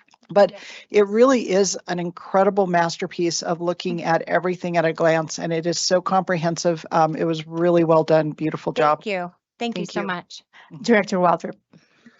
Yeah, thank you. I really love having our choice partners. I think one of the real benefits we have of that is the ability for innovation and trying to attract new students. So hopefully you have good luck with that as well. one of the things I really love to follow up on is kind of what kind of curriculum that you're using there. I heard some really good numbers about reading. So is it science of reading or some of the things that help you be successful there? And then since you identified some challenges with kind of with your math, I'd like to know what you're changing in that regard. I know things that are really good for younger students are things like number facts, numerical fluency, working on all of those things. And there's been some different concepts out there that hasn't been all that helpful. So I'd love to hear if you make a change, what change you made, and then how that's going. So Do you want to know that now, or you can come and visit? I would love to come to visit. Okay, I kind of work at the. I would love to have you come visit because we can give you lots of Oh, that's examples fantastic. and show you some things and have you talk with our instructional coach. But Mm-hmm. mainly the math part has also been ensuring that our pacing guides have been followed and the curriculum is being followed with fidelity. Since it was a new curriculum, there was some transition of the staff having to get used to that. But again, we've seen some huge results that I'll send you guys in the Q2 results that we just had. Yeah, thank you. Yeah, Thank you, Director Tripp. So I just have to say 94% of people who don't have to go to your school that choose to return to your school is like, that's the number. Yeah. Right. And that's what we're looking for, is that kind of just engagement and delight with a school. So congratulations to you and your team for creating that and bringing those people back, because they're going because they want to, not because they have to. So kudos to you. I'm excited about your reading growth. I just get so excited when I see growth. It just really makes my heart happy. And like Director Waldrop, you know, the things you're working on to work on that math piece and stuff, love to see that engagement, and excited to visit your school as well. You're always welcome. We have our career fair coming up in April, and Superintendent Haber and Director Wilborn would know how big this career fair is. It's really huge. So please feel free to come by when we have that career fair. Wonderful. Thank you so much. You went from 0 questions to several. Thank you. Yeah, thank you. I hope I did that quick enough. You did wonderful. We look forward to seeing you back next year, and we'll be in your building soon. So thank you. All right. Now we're going to move on to item B, annual monitoring report for executive limitations, policy 2.8, emergency superintendent succession. Does anyone have any questions or comments? Okay. All right, let's see here. Is the superintendent's interpretation of the policy reasonable? Is there any sufficient evidence to determine compliance for each section? Yes. Are all sections in compliance? Yes. Recognition of exemplary performance or concerns regarding performance? Would you like to see any additional different evidence, or should any part of this policy be changed in the next monitoring report cycle? I know previously I had asked for some kind of expansion on timeline and things like that. We just didn't get it done this year. So we'll work on that again for possibly next year, but I was good leaving it for the way it is now. Do you see any evidence which is extraneous or no longer necessary? Okay. All right. Annual monitoring report for executive limitations, policy 2.9, communication and support to the board. Does anyone have any questions or comments? Just want to remind as we go through it that the monitoring period is January 2024 through January 2025. So it's what you inherited. All right. Is the superintendent's interpretation of the policy reasonable? Yes. Is there sufficient evidence to determine compliance for each section? Yes. Are all sections in compliance? Yes. Recognition of exemplary performance or concerns regarding performance? No. Would you like to see any additional different evidence, or should any part of this policy be changed in the next monitoring report cycle? Director Tripp. So first of all, Ginger, I just wanted to say thank you so much for all of the many, many ways, as evidenced in this report, that you provide communication to us and help us try to have eyes on the district. So just know we really appreciate that, and definitely look at everything you send us and try to absorb it all. So thank you. There were some things that we felt like we wanted a little bit additional information on, just to kind of have better eyes on that. One of them is surrounding just kind of as employment changes, if we've got kind of some key material positions, like if our principals change or cabinet level or other top level positions, when those look like they're changing or someone goes on leave or someone resigns, we want better eyes on that, we feel like. And then also. Can I ask a question Yeah, about for that? sure. So right now, Cameron Smart HR, anytime someone leaves, we send that information to you right now. So we can explore it. Like if there's something Yeah, we else can- that you want on top of that, just let Yeah. me know. I just, we I do think we have just that in wanna- place, but I think we want to look at the language that is in there just to make sure we're staying more at the forefront of that information and maybe less at the back end. because we send it to you before we send it to anybody when there's an opening. So we can, I know that one thing that we talked about around communication is really looking at that further at our retreat.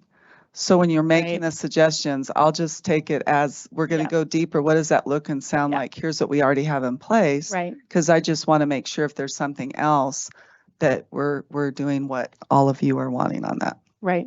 Perfect. Yep. Yeah, I mean, all of these are just, let's just talk about them and see what we want to add. Another element would be if we've got some settlements that are being made, we want to kind of have eyes on that, what that looks like as far as staff goes. And then I'm always wanting more information, better eyes on just academic growth and achievement in the school. And I know that I've only been here a hot second, so I know I don't have the full year of information, and I know more of that's coming. And so I'm looking forward to that, but those are just kind of 3 areas that are rattling around just to talk about and look at and think about. I really appreciate that. And I appreciate this whole board and your focus on student achievement and how can we continue to get better, because that's what we do as educators, right?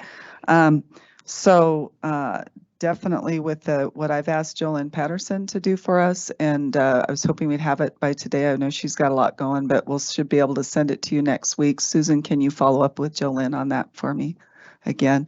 I know that she's just had so much, but next week, I'd like to be able to send you a list of here's all these different reports that we send throughout the year. Like we have, our EL report that has all of those. We have our CMAS. And actually, she'll be with us in March. I think that was our timing on that she'll give us an overview of all the different things, reports, and when they come. And so when we have the retreat, which will be before her presentation, she's going to show us all the winter map results compared to fall and the growth. And so we can look at that together and say, is there something missing? Also knowing that, I can't wait for the Aubrey data dashboard to be there. Because I think we could potentially start using IXL data kind of more of a quarterly, because we don't really have a quarterly kind of measure other than Dibbles at the elementary school. But definitely let's look at those together, and if there's a different format or something that you wanted in, I look forward to those conversations. They'll be good.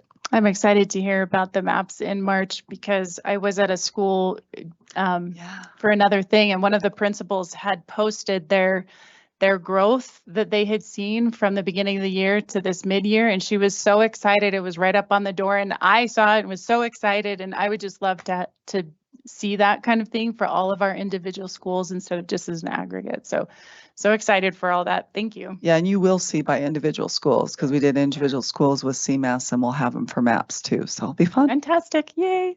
Thank you. Wonderful. And last question, do you see any evidence which is extraneous or no longer necessary? Okay. All right, annual monitoring report for governance process policy 413, cost of governance. Does anyone have any questions or comments? I have a comment, but go ahead, Vice President Payne. Did you have one, or we just, okay. Okay, so 4A of the policy talks about the board treasurer and the assistant treasurer. So I just kind of wanted to redefine that role a little bit with my team. Assistant treasurer up to this point has been Miss Allen, deputy director. Thank you. It's getting late, and I feel like this is a board role and should be filled by a board member.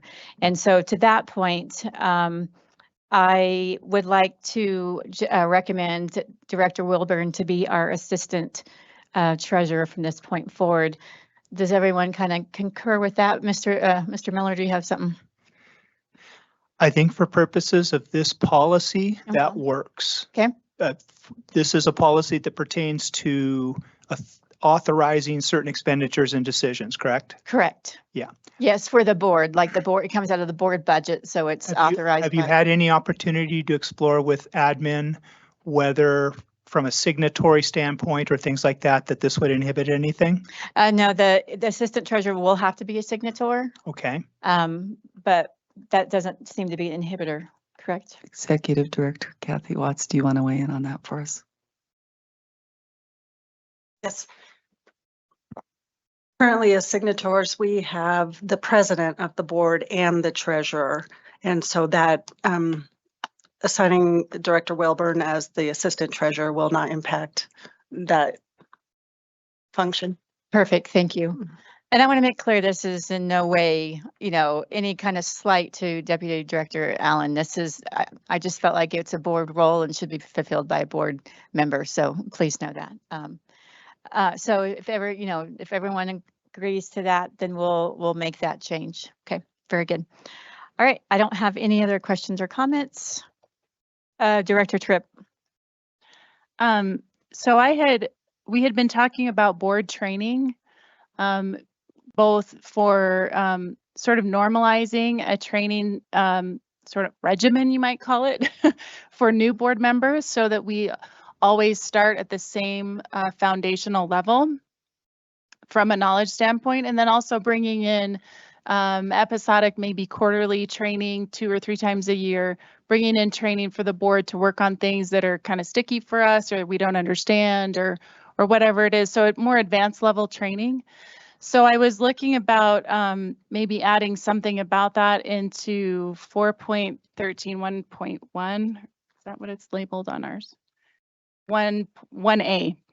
However, 4.13 is really about the cost. So I think it probably fits better under the related policy GP 4.2.9, where it talks about training but doesn't have any specificity to it. So I don't know if at some point we want to actually pull 4.2.9 and work on that. I don't know where it is in the lineup of when we deal with it, but it may be good to add some specificity to that training policy, just so that we kind of establish a norm around training. That sounds good. Superintendent Habiter is making a note, and I know that Ms. Hatfield is as well. So we can look at that. Okay, thank you. Thank you. All right, is the superintendent's, hang on. Yep. Skip the first question. Is there sufficient evidence to determine compliance for each section? Are all sections in compliance? Recognition of exemplary performance or concerns regarding performance? Would you like to see any additional different evidence, or should any part of this policy be changed in the next monitoring report cycle? No. Well, yeah, we'll look at possibly the related policy. Do you see any evidence which is extraneous or no longer necessary? Okay. No.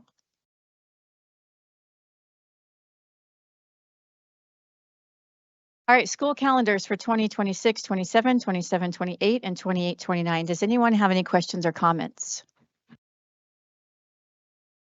Director Tripp.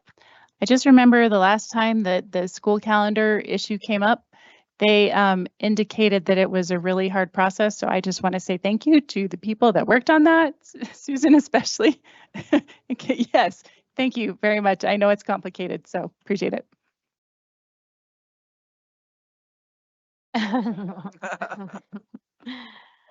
All right, Board of Education meeting schedule for the 26-27 school year. Does anyone have any questions or comments? I know we made a couple of modifications from our normal second Thursday in the month, because one of CASB in December and one to the graduations, to reduce the conflict graduations. Otherwise, they're typically second Thursday of the month. So no changes there. Second quarter Board of Education discretionary budget update. Does anyone have any questions or comments? Director Tripp. So just a couple notes. We've got some big yucky red numbers over on the left under item 3 and 4. Just know that this budget that you're looking at doesn't reflect the mid-year adjusted budget. So these things are going to be a lot happier, and the next time we look at them, we won't have these scary red numbers. Also, there have been some questions about what that overtime charge is that keeps cropping up. And so I know we're in the process of looking at that and kind of doing some analysis on where that's really coming from. And are we, is this a one-off, or do we have a process problem, or, is like what's generating that? And there's a few different ways that it can be generated. And so we just want to make sure we're taking care of our people, because we don't want to wear our amazing people out, and making sure it's not a process problem, knowing that always there's those occasional weird things that crop up. So I know that's being looked at, and so just know that that's on there. Awesome, thank you. I think we're having it in a study session in March, so that's perfect. Thank you, appreciate that. Administrative policy updates for the month of January 2026. Does anyone have any questions or comments? Nope. Monthly financial report through December 2025. Does anyone have any questions or comments? Building fund update. Does anyone have any questions or comments? Aspen Valley High School update. Does anyone have any questions or comments? Director Tripp. I told you guys I ask a lot of questions. It's okay. Like the calendar question, right? Yeah.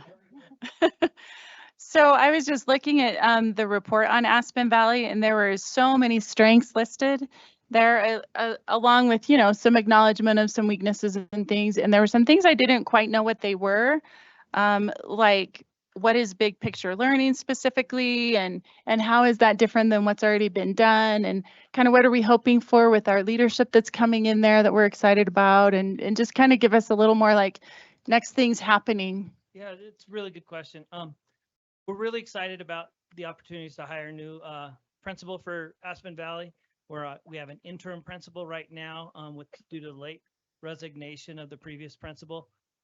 Interviews will be happening very, very soon. For the new principal, we expect to have finalists selected and presented at the board in March. Right, Cameron? All right. And we have a good, strong candidate pool.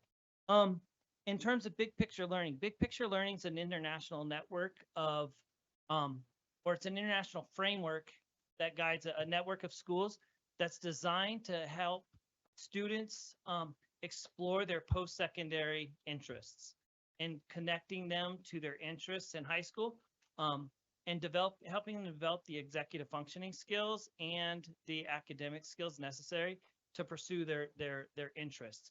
So, for example, if a kid expresses an interest in broadcasting, not only do we teach them about broadcasting and whatnot, but we try and connect them with internships and work-based learning to start to explore that and to develop those professional networks that we know that are necessary for a successful either career or education beyond. And so big picture learning is the big framework that is helping connect that. So that's what we're trying to do. Last year was their first year of investigation into it. And this year they're starting that with quarterly opportunities for kids to research their interests and do presentations each quarter, and culminating with an end of year career fair. And then for those kids who have the clarity of interest and who we've been able to nurture relationships in the community, going out to pursue some internships. So we're looking to expand that. And as we continue to develop programming there, we really want to focus on that post-secondary readiness. So a lot of the students at Aspen Valley have found traditional schools to be highly unsuccessful for them for one reason or another, and really helping them develop that sense of hope and that vision for the future necessary to be successful now and for the years to come after they leave us. So what effect do you think engaging with that aspect we'll have on kind of the baseline academic weakness, areas of weakness that may exist there. Yeah, Aspen Valley has not, they're one of our few schools that are on improvement status this year. They just dropped a little bit. And so there were some dips in our math achievement this year. I think there's some structural things the school, not I think, I know for a fact, there's some structural things that the school has done this year to increase math. They hired some new math teachers. They implemented some math intervention courses, and our early indications from our math growth, our mid-year math growth, show huge gains in math achievement. Our literacy achievement has been fine. Fine's not a right word, but it's the word I used. No, but it's been good. The math achievement is showing tremendous growth. But as with all kids who have struggled in school, there's a variety of reasons. And so the uniqueness of Aspen Valley is the relationships between the kids and the staff and the small community that help these kids thrive in a way that a large comprehensive high school has not. And so our expectations would be we would continue to focus on developing those academic skills while helping continue to support the development of the executive functioning skills that help the kids develop that future mindset that they may not have already. Thank you. Thank you. Perfect. Appreciate you. Thank you, guys. All right, primary textbooks for social studies grades K through 12 and pre-K materials. Does anyone have any questions or comments? Director Waldrop.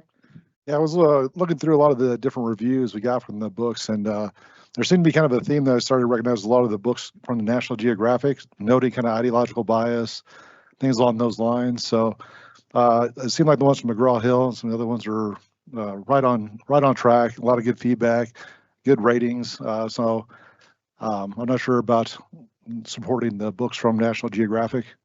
So we want to look at that. I don't know if we need a study session for that to look at it more in depth, or if that's something that comes up next month. No, that's good. I was planning to pull the U.S. history book from National Geographic. We'll review it next month and vote whether or not to keep it or not. Are there any other books? Director Tripp. There were a couple. I likewise saw so many great resources out there, so that was really nice to look through.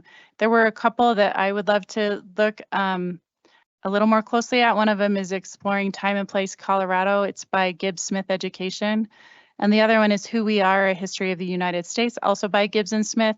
And I just felt like when I was reading through those resources, you know, the Colorado one is supposed to be about Colorado, but we keep diverting to global cultural looks and even global religion looks, but just like Muslim and Buddhism, never Christianity, and lots of other countries, but never Ireland, where a whole bunch of our kids would have that would be their heritage, right?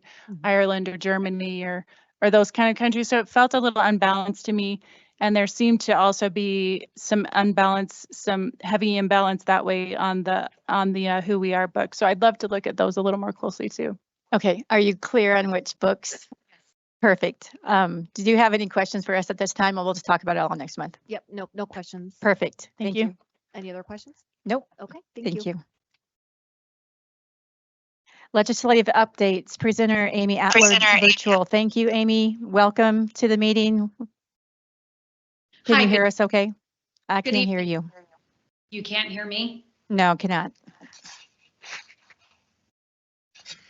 Can you hear me now? No. But you look really pretty.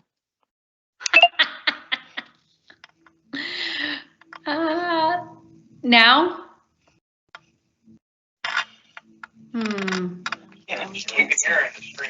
Okay, so my IT guys are saying that they can, okay. How do you see her? She's the president. She sees everything. My eyes everywhere. Okay. Yet? Mr. Honeycutt is working on it, Amy. 1 second.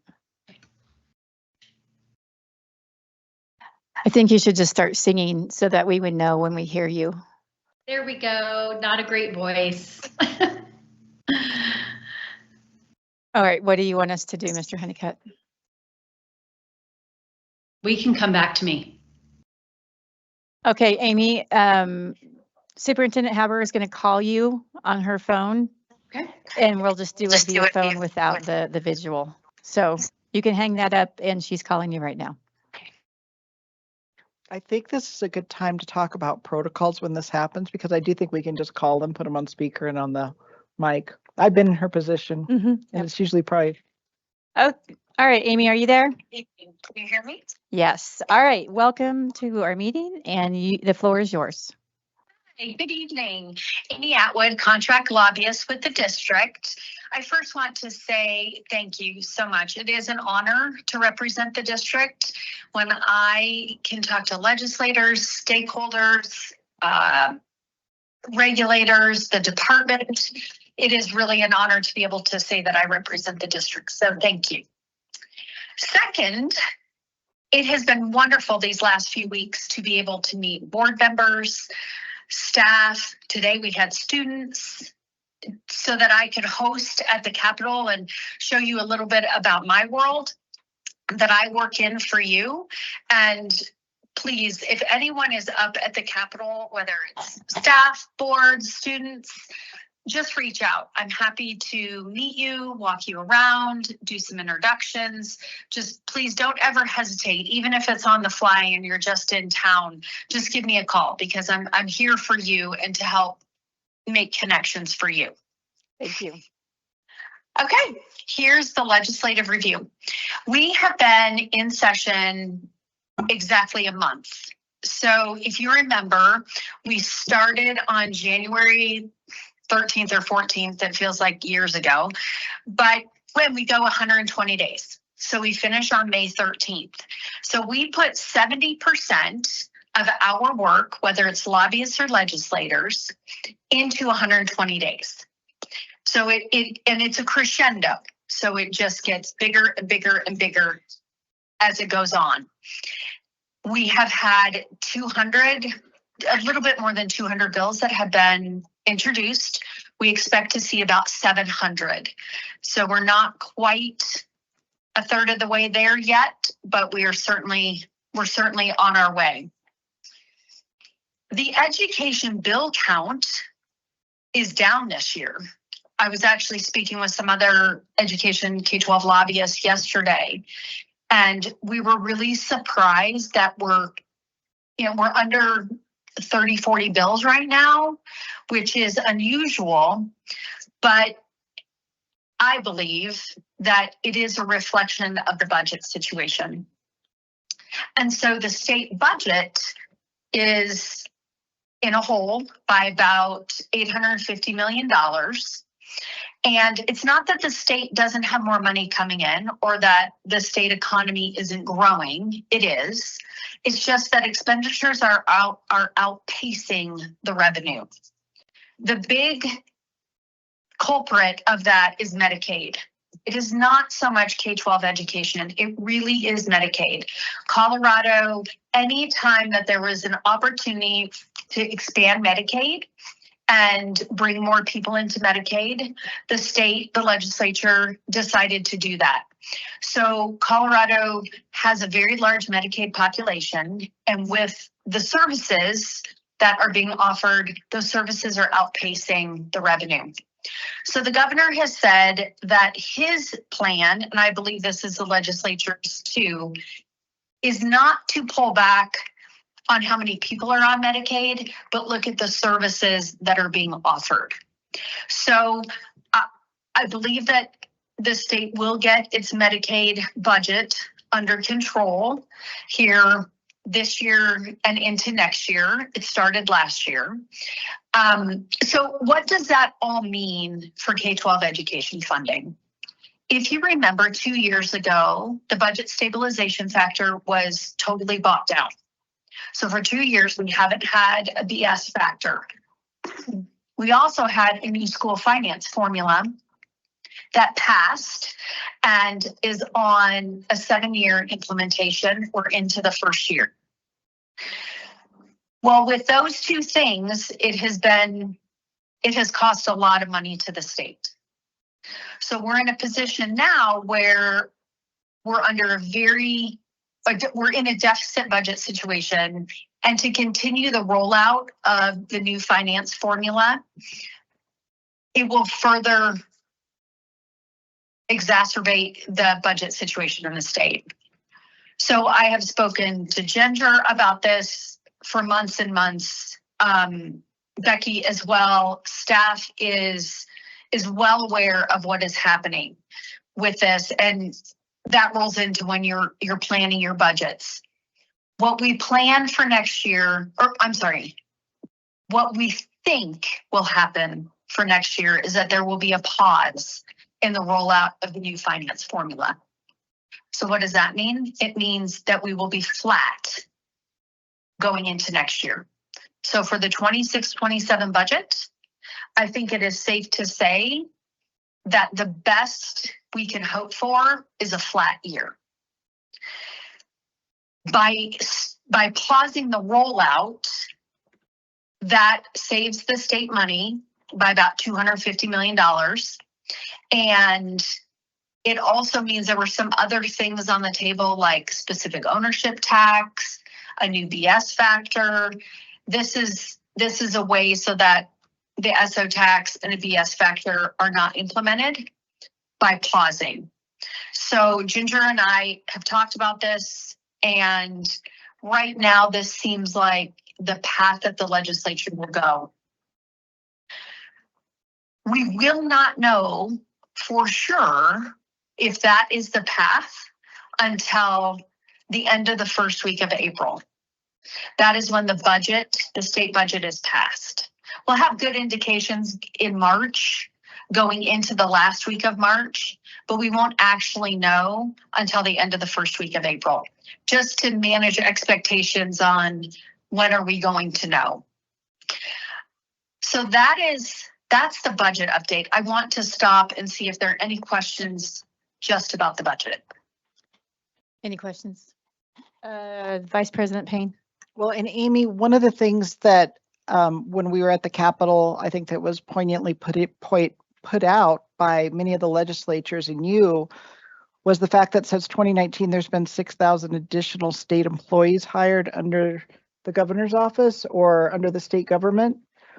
And yet there is that $1 billion deficit. And then I just didn't know if, as we look at that BS factor being resolved, and then the fact that they're looking at the SOT taxes, do you think there's any alignment with that because of their deficit? And are they looking at more like how their costs have increased over the last several years?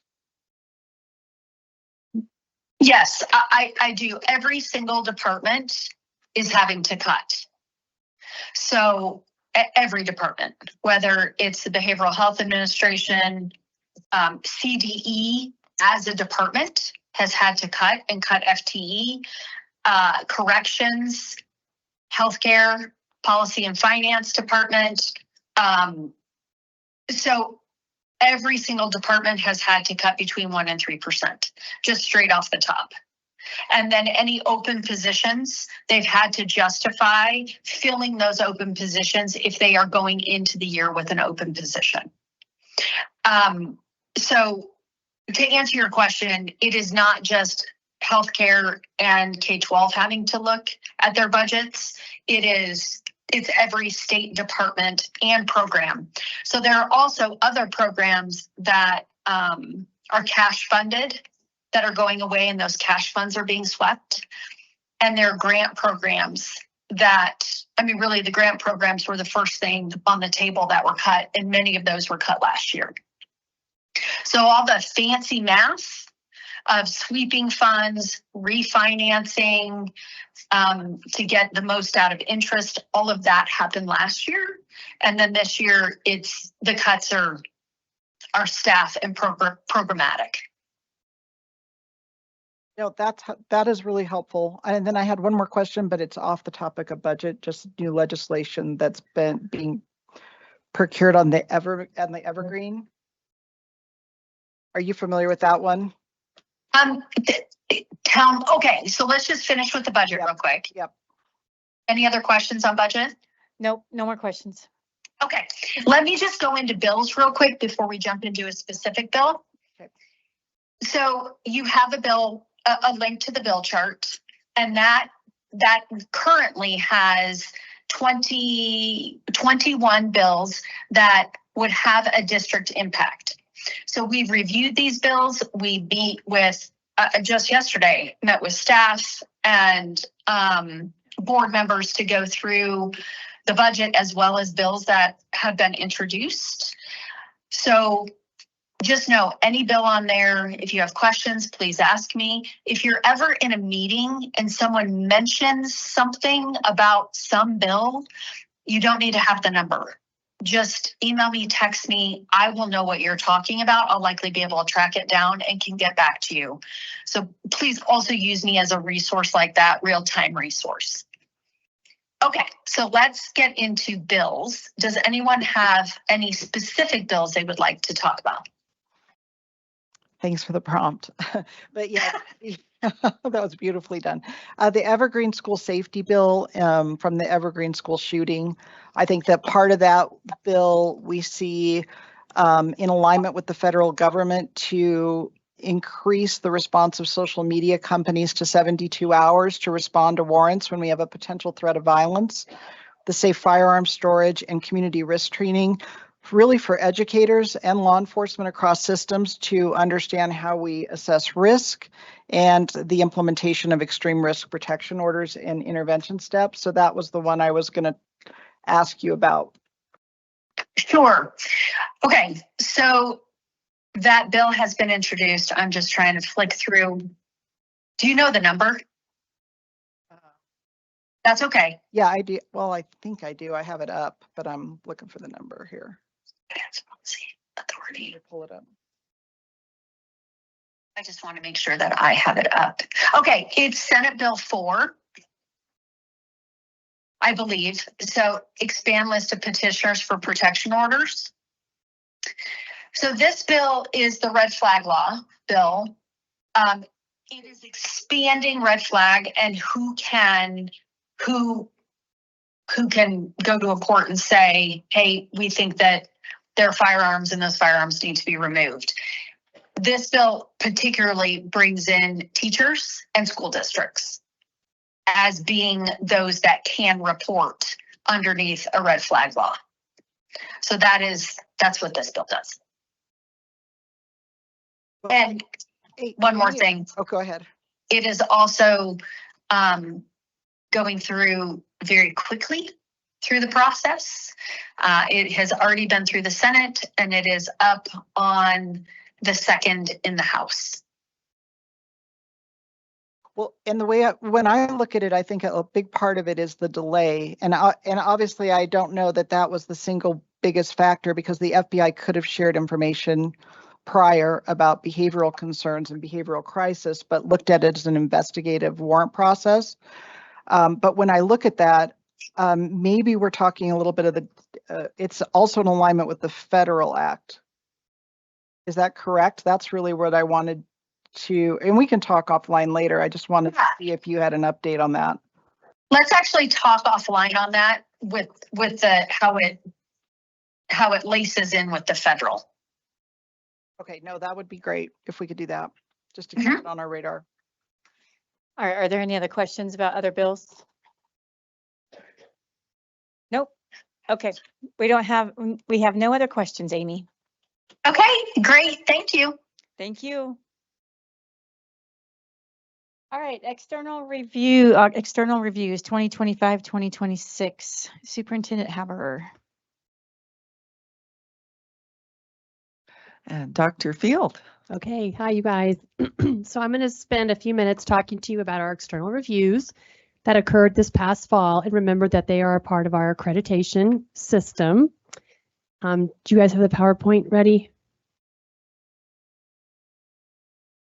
I'll go ahead and start while they're getting that up.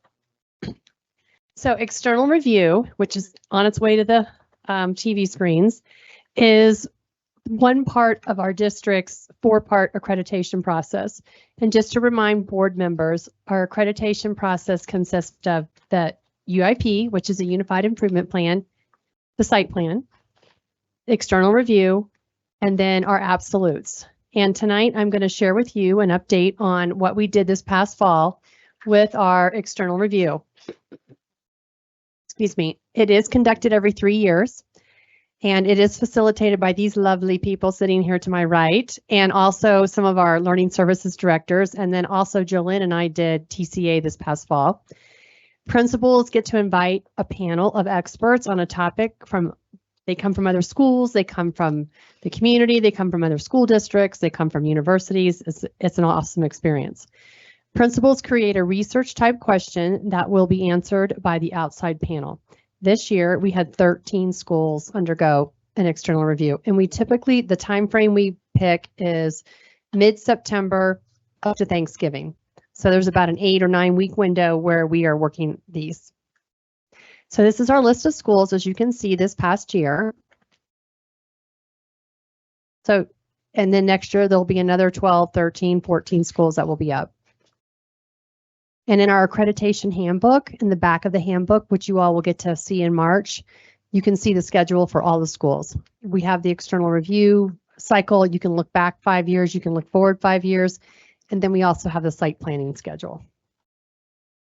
So this is just a smattering of this year's topics. I'm not going to read them all to you, but you can see that our topics are very much focused on instruction or improving instruction or something around professional learning communities, alignment, implementation of MTSS. We had a school that was heavily focused on math instruction this year, supporting students with disabilities to increase growth and achievement, balancing flexibility and student autonomy. So how we come to these topics, the 4 of us here supervise all of our schools.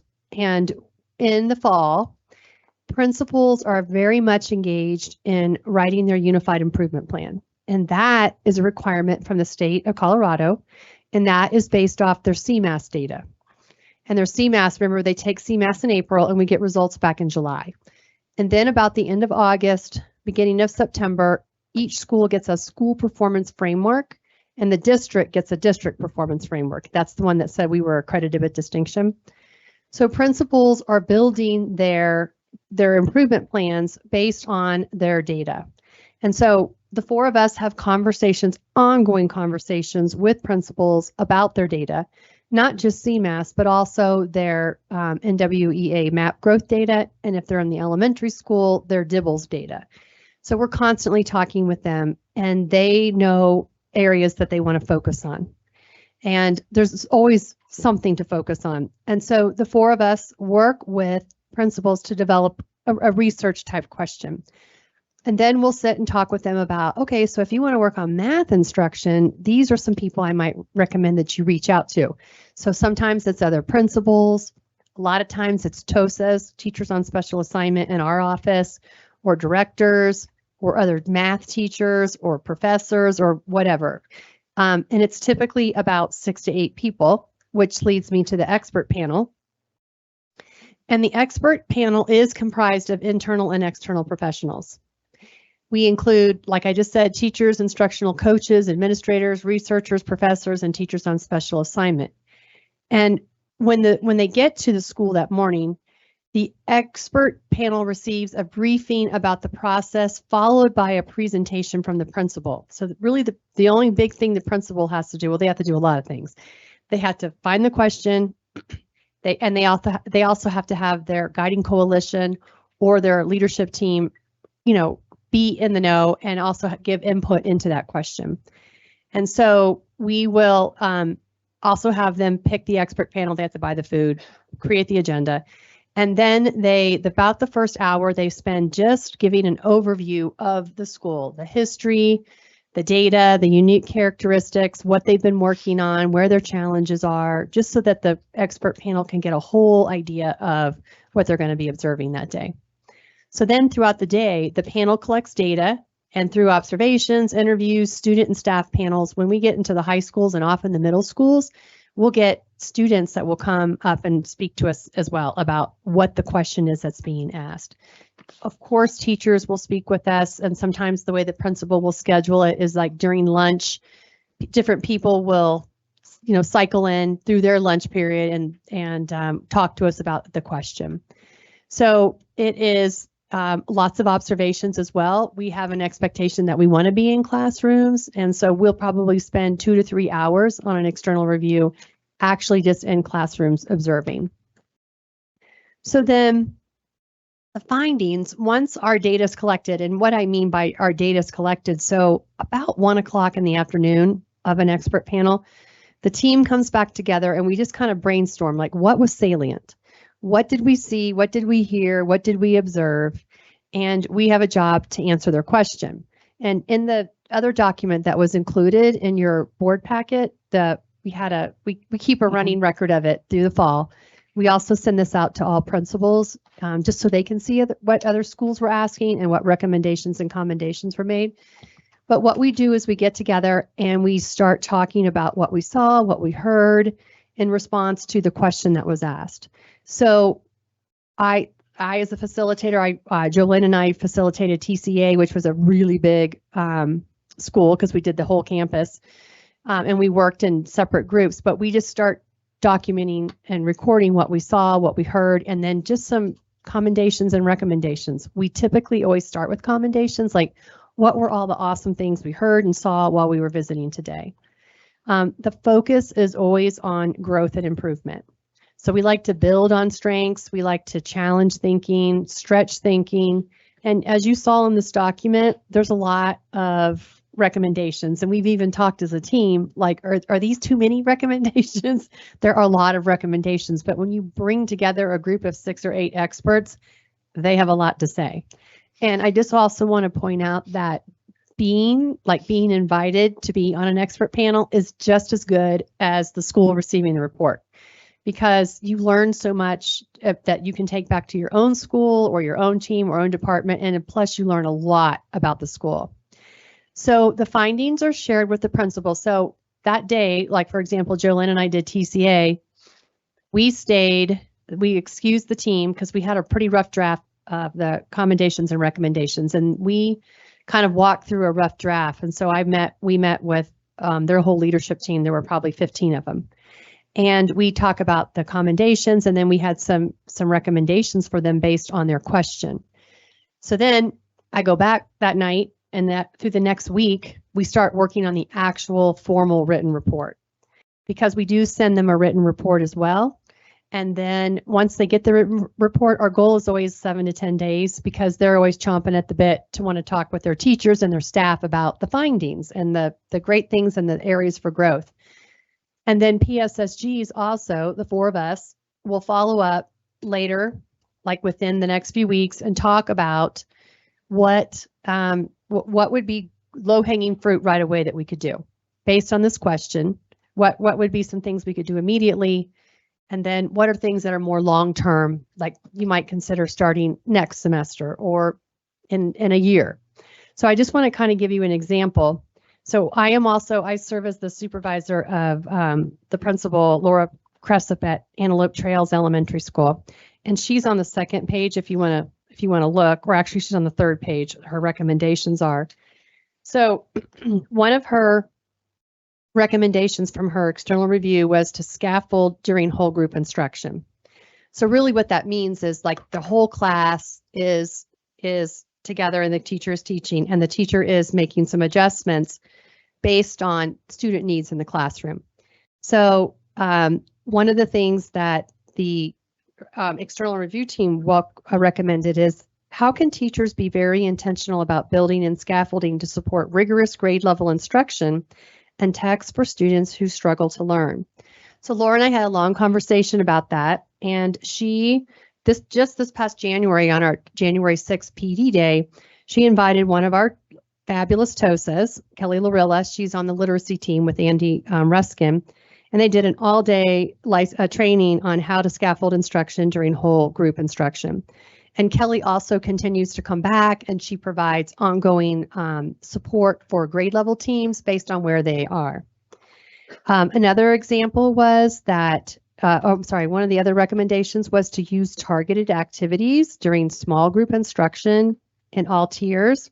And so same person, our TOSA, Kelly Lorilla, came back, and she worked with staff, or actually she's going to be working with staff tomorrow on the Plan, Do, Study, Act cycle training and her guiding coalition teamwork. So we talk about these, and I just wanted to share this as an example. as like we completely move to action. So when we sit and meet with the principal, we talk about what is doable right now. Principals always appreciate these reports, and these are always shared with staff members because they do create a sense of urgency sometimes around some areas, like if we're trying to improve math instruction, say, to make some movements, and especially because it comes from an outside group of people and they come into the school with a fresh set of eyes. Okay, so finally, these are just a sampling from this year, some of the commendations that our schools receive from expert panels. I won't read all of them, but they are awesome. They talk about it just really speaks to collaboration. High impact strategies were implemented. Teachers wear multiple hats, jump in where needed, big team players. Administrators consistently use walkthrough forms when they're in visiting classrooms, clear structures in place for PLCs, just great commendations. And then the next slide is just a sample of some recommendations this year. And I think that first one there is from Antelope Trails, one of the ones I just was talking about. Use targeted activities during small group instruction in all tiers. Use more frequent checks for understanding throughout the lesson. That's something we work on with our teachers all the time when we talk about instructional expectations, is to do multiple responses for understanding. Increase student discourse. Use elements of the instructional absolutes to design focused site-based learning. I think one of the questions one of the board members asked was around instructional absolutes. So each of our principals, we have an expectation as a team that they share their instructional absolutes with their staff. I can give you an example of some of them, and you guys probably could too. But like some of the instructional absolutes. So like if a principal or an assistant principal were to walk into a classroom, these are the things they would always want to see. So they would always want to see the objective written on the board. They would want to see multiple response strategies, like I just said, checks for understanding, those types of basic best practices that all teachers should be doing every day. So each of our principals share those in a variety of different ways. They're often created collaboratively with a guiding coalition, and what all teachers agree to do every day in their classroom. So that is also an expectation of the four of us, that principals are regularly communicating that to their staff. We also ask that if they do have expectations, which they all do, that teachers also receive training and that they understand and know what those strategies are. So that was this past fall, external review, and you can see that once the final draft is sent to the school, like I just said, this is the document. We extract the commendations and recommendations, and this is something that we send out to all the principals in our district, because even though it might not be their year, they want to see what was asked and they want to see what the recommendations were. And then the compiled report, like I said, includes information for all schools and is shared with all of our principals. So I think that's my last slide. What questions can I answer for you? See if there's anyone before Director Tripp gets in. I'm just kidding. Director Tripp, I'm just playing. I mean, I'm happy to wait. No, you're good. You're good. FYI for the audience, I had sent in several questions, and Susan answered many of them in her presentation, which I really appreciate. So thank you so much. Mm-hmm. Regarding the instructional absolutes, so to clarify, are those instructional absolutes, are they high level, kind of from learning services and PSSG? Are they more like each school or even each coalition? I would say that I think we have a really clear understanding of what just best first instruction is. Yeah.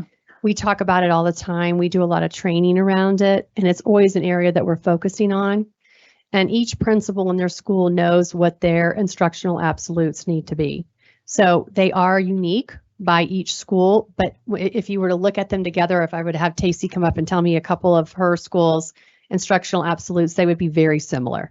So does that exist as a document at the EAC level? At the school level? At the school level, yes. Okay. And then one of the, I read through all of those reports, and one of the schools I kind of had to chuckle because it was almost like they were saying, are we doing a good job at this? And the report was like, you're killing it. And so I kind of wondered, which was different than all the other ones, right? Like the other questions seemed to be a lot more like, help us solve these problems and whatever. And so there was a lot more recommendations. And that school, it was like, here's all the ways you're killing it, and we just don't have a lot to tell you because you're nailing it. So I wondered, do you ever help shape those questions that they ask, just so that they're not that it's a waste of time, but just like so that they're really getting the best use of this external review? Yeah, so Tacey oversees that school. I'm gonna let her tell you. So good question. Yes, we do help shape those questions. Stacey, can you get closer to the mic? Sorry. Thank you. Yes, we do help shape those. So usually the person who facilitates the external review meets with the principal first and kind of walks through what they're thinking, and then we sit down with them and talk about it. So that particular school, their focus has been in math for a long time, but they've been trying a lot of different strategies to talk about or to see what's going to make the most impact. And so the question that originally we started with was like, oh, no, that's not going to give you the information you need. But for this school, we tweaked it a little bit so they could get into the nitty gritties around the math strategies that they're putting in place. And to your point, they are doing a lot of good things. But like, what are the couple of takeaways that they could continue to grow in? So that was a little bit uncharacteristic of a lot of the schools, but that has been their focus for so long because they also specialize in, reading strategies. So that's something they've been doing for a long time, and math needed to come along. Yep. Wonderful. Thank you both so much. All right, report of the Citizens Bond Oversight Committee, Superintendent Haberer. Chris Garnhart and Mrs. Tavelli.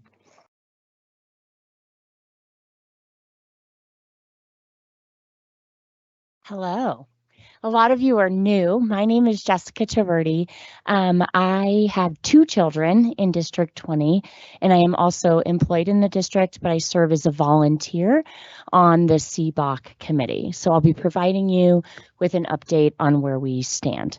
So our group met on January 21st, and our meeting was led by Chris Garnett, who briefed us on financial activities through December 31st of 2025. So that's what I'll be commenting on. The first main thing for you to be made aware of is that the 2016 bond, all projects that the voters approved have been completed. So huge kudos to those who came before me and were on that bond as volunteers, and all the work that Chris and his team did. And then the remaining unspent, approximately $2.3 million, will be transferred to the Capital Reserve Fund via the BOE resolution. So I'll now move on to the 2024 bond and break down that monthly in October, November, and December. Starting in October, encumbrances increased by $9,882,219.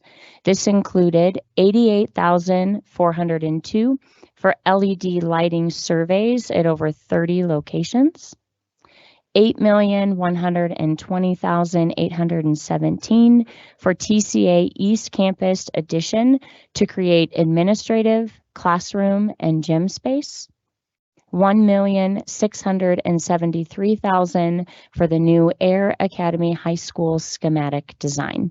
That was the work done in October.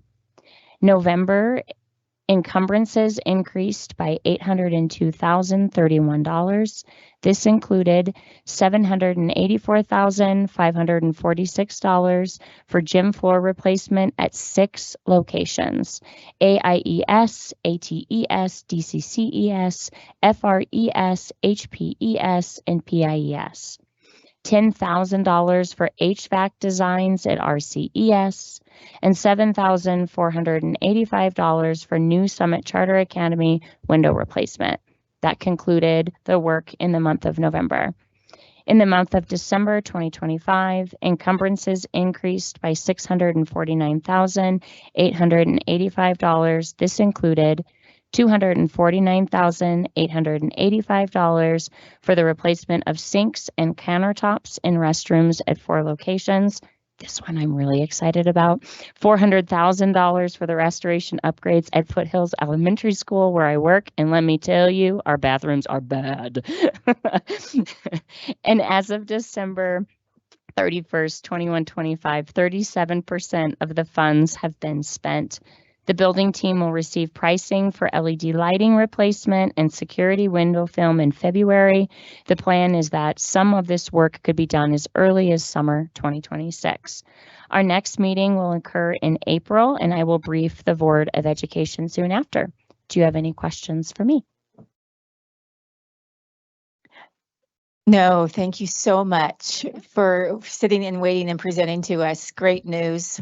Can I make one comment? Oh, I lied. It's just a comment, not a question though. And I just wanted to say to my fellow Thunderbird, Chris, thank you for your work on this. And also thank you for your volunteer time on this. Yes. And your work at Foothills. It's really important and we're glad to have your input. So thank you. Thank you. Thank you both. All right, new graduation requirements. Superintendent Haber. Yes, Curriculum Instruction Director, Carrie Evans.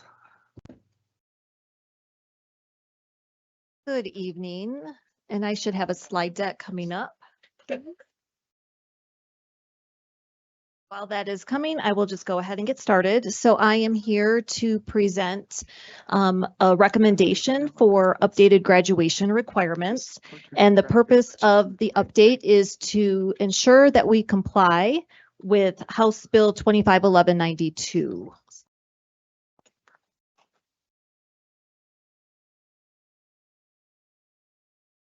Slide, I don't know where it came from.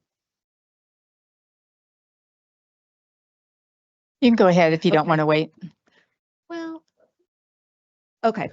So with House Bill 1192, this bill requires that all students in each of the school districts in Colorado complete a course that encompasses all of the personal financial literacy standards as a condition of high school graduation.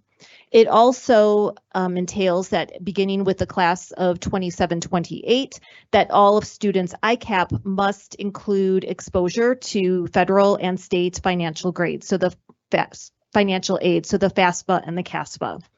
So we have structures in place already for the ICAP component. So the recommendation that I'm going to talk to you about tonight is really around the personal financial literacy standards.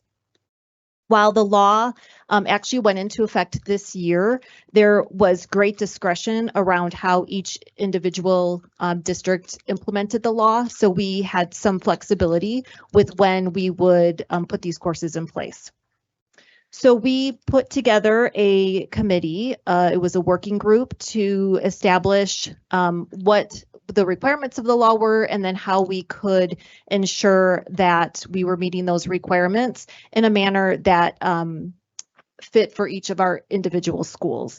And so the committee, it was about 15, 16 people comprised of staff members from all of our comprehensive high schools.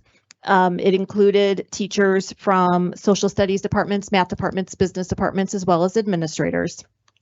And so the group met 3 times, and then minutes were sent out to all of the principals to ensure awareness of what the committee was talking about. So the scope of the committee really was to just review the House Bill 251192, again, that financial literacy standards implementation, to evaluate where our current courses we're currently implementing those standards, and then look for other possibilities.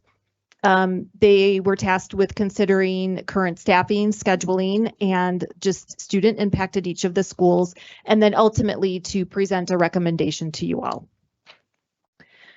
So the first thing that the committee did was map each of the personal financial literacy standards to see where they were currently being taught. We looked at the grade level expectations, which are the concepts and skills that students are expected to master by the end of each grade. Really, high school, it's just high school, so it's what they're expected to master by high school. And then we also looked at the evidence outcomes, which are the indicators that we use to ensure that students are mastering those grade level equivalents. So from there, like I said, the committee started with mapping where each of those grade level expectations were currently being taught, and began talking about what or where we could further enhance this instruction, because currently where these are being taught are in electives courses. And so while our students who are electing to take those courses are coming out with a strong foundation around personal financial literacy, we know that not all students are getting those at this time. So the recommendation is that they are putting forth is that we require 1 credit or 1 semester of personal financial literacy, starting with the class of 2030, that is next year's freshmen. And that was a purposeful decision just in regard to our students who are currently in school have created their 4-year academic plans. And so we wanted to honor the plans that they had already made. So in order to meet the requirement, the committee is recommending that we establish an umbrella of courses that we will ensure all of the standards are encompassed within to afford our students with some choice in what their academic plan can look like. That next one, right, where it says recommendations and umbrella model. So if we go one more, there we go. So these are the courses that the committee is recommending to be part of the umbrella model. You can see there are courses within the math, social studies, business departments. Also, we have options for students in concurrent enrollment. And so there are 3 current classes in the math department: math in the modern world, consumer math, and algebraic business calculations.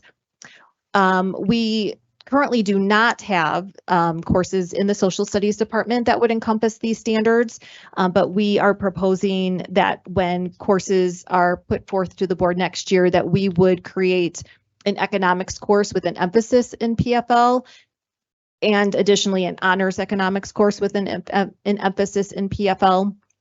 The team felt that our current economics courses did not have the instructional time to do justice basically to both economic standards and PFL standards. Right now, the focus really is in those courses, both micro and macro economics. And it was the determination of the committee that the personal financial standards could not fit within those courses at this time. We do have some personal finance courses within our business departments. Some as part of CTE pathways and others is not. And then we also have an AP business and personal financial course. And then you can see we also have concurrent enrollment course available to our students through UCCS. So within these courses, if you can go to the next slide, please. There are advantages that the committee considered, just including increased student engagement and choice to include those upper level and weighted courses. We wanted to make sure that our students had opportunities to deepen their understanding of these standards. This umbrella model would ensure that we can continue to be efficient in our use of both existing courses and resources that we have. We heard about the upcoming budget, and so we wanted to be fiscally mindful. This umbrella models supports career and college readiness and ensuring that we have some of those CTE pathways included so that students can continue on with those choices. It allows for ease of scheduling and comparable opportunities between each of the high schools. It provides flexibility for our schools to work within the courses that are already being offered, and it would allow for implementation without an increase in staffing and other resources. Some barriers that we considered are just around ensuring that all of the courses align with the standards and monitoring and accountability of each of those courses. And the principals involved with the committee felt that that could be easily done within the PLC model and in ensuring that the scope and sequences that are determined by the teachers do in fact include all of those PFL standards. So this model, if you can slide to the next slide, please. This model aligns with how the district implemented a previous House bill, which was 2013-36, which required the inclusion of Holocaust and genocide studies for graduation. And an umbrella model was also put in place for that. We have multiple courses that encompass those standards, again, allowing for voice and choice amongst our students. If you can keep on scrolling. Although the committee feels very strongly about our umbrella model, we also did brainstorm and come up with an alternate plan, which would be a standalone course just surrounding the personal financial literacy standards. Again, this would be 1 credit or 1 semester, still starting with the class of 2030. And although it would be a standalone PFL course, the committee felt strongly that it should be offered through a variety of different departments, including social studies, math, and business. So if you keep scrolling, you'll see the advantages of this plan, just allowing to have multiple departments to teach. This would just ensure the competency of teachers. But there were some barriers that we talked heavily about with this this option, including just scheduling and credit constraints. We have a lot of students who have varied interests, especially in our CTE pathways, and adding an additional course could impact their ability to make some personal selections in their 4-year academic plan. We know that we have teacher shortages and requiring an additional course, especially around personal financial literacy, could potentially cause us to have some troubles in hiring. And the principals involved in the committee were not certain that they could add in another required course without adding TE. And then really the biggest thing that the committee was concerned about was a one-size-fits-all limitation for our students. So that is, I think, my last slide. So I'm happy to answer any questions that you might have. Director Tripp. Thank you so much. I'm so excited about this requirement because this is real world readiness. And it's actually a huge topic. And when I was looking through all of the different standards that you had listed and then the little substandards below each of those, I mean, it's huge. So my only concern is I actually really love the umbrella model because it provides many access points, right, to that information. So I love that.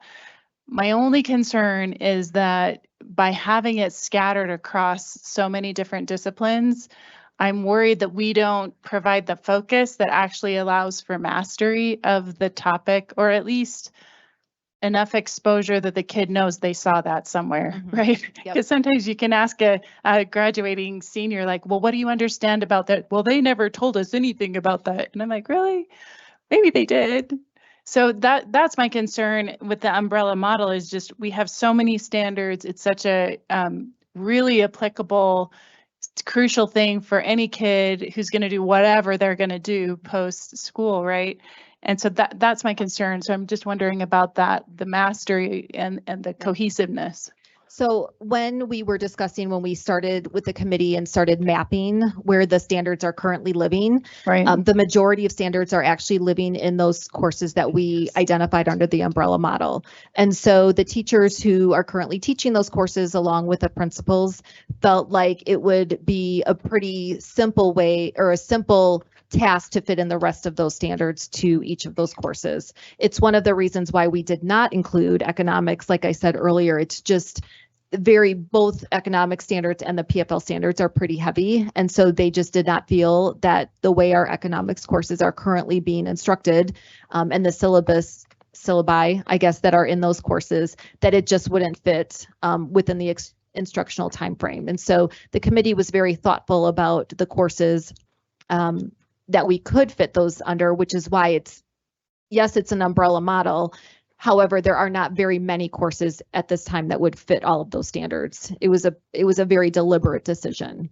And so the principals feel that, again, like I said, through the PLC process, they would be able to create a scope and sequence so that all of the standards would be able to fit in to each, I think it's 7 courses. Are they encountering those courses like towards the end, junior and senior year, when maybe it'll stick? So yes, the majority of our students now are actually taking those courses in junior and senior year, and that was another long conversation that we had on that committee. Everyone on the committee felt that it is much more relevant for students who are in their junior and senior years. We didn't want to make it a requirement in junior and senior year, just we have some probably one-off students who might need to take it earlier on based on the four-year academic plan that they create.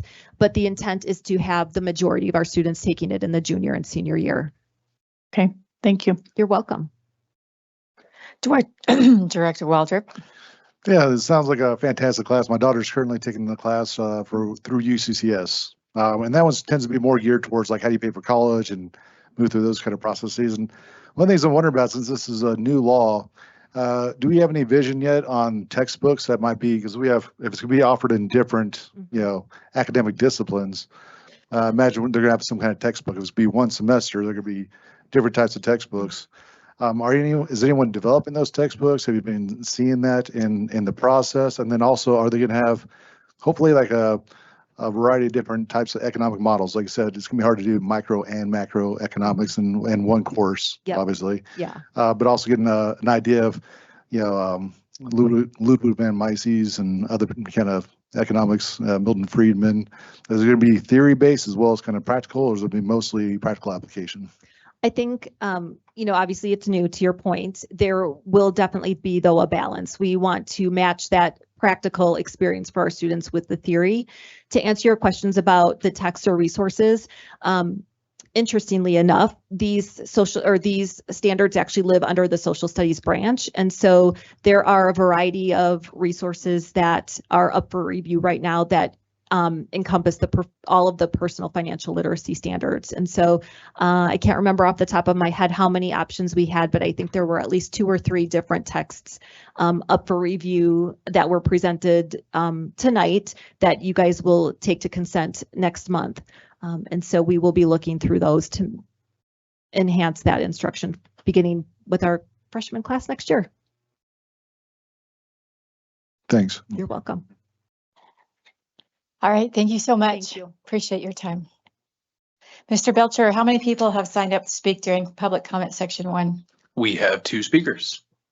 The board welcomes public comment on issues related to the operation and conduct of district schools in accordance with the board governance policy for GP 4.4. For members of the public who have registered to comment on tonight's meeting, the board has reserved 2 public comment sections.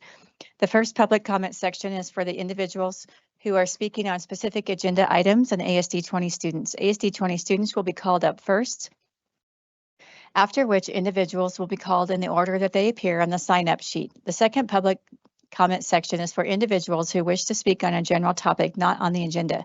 Individuals will be called in the order that they appear on the sign-up sheet. Each individual speaker will be limited to 2 minutes of comment. Individual speakers may not cede their time to other speakers. Please keep in mind that students often attend board meetings.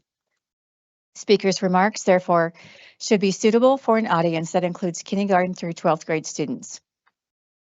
Out of respect for all speakers, excuse me, please refrain from cheering, clapping, snapping, and speaking out during public comment. The board president will recognize each speaker and may interrupt, warn, or terminate a speaker's statement that is unrelated to the operations or conduct of the school district or disruptive to an orderly, civil, and productive meeting. Examples of comments that may be disruptive to an orderly, civil, and productive meeting include obscenities and profanities, comments that constitute harassment on the basis of one or more protected classes, and/or personal attacks against any individual that exceed permissible criticism of school operations or personnel in their professional capacity. Finally, as a reminder to all present, the board and staff generally do not respond to public comment. This is our opportunity to hear from students, parents, and patrons. The board may discuss public comments later in the agenda or on future agendas. Our first commenter is Amaya Cleveland, followed by Katie Chukis.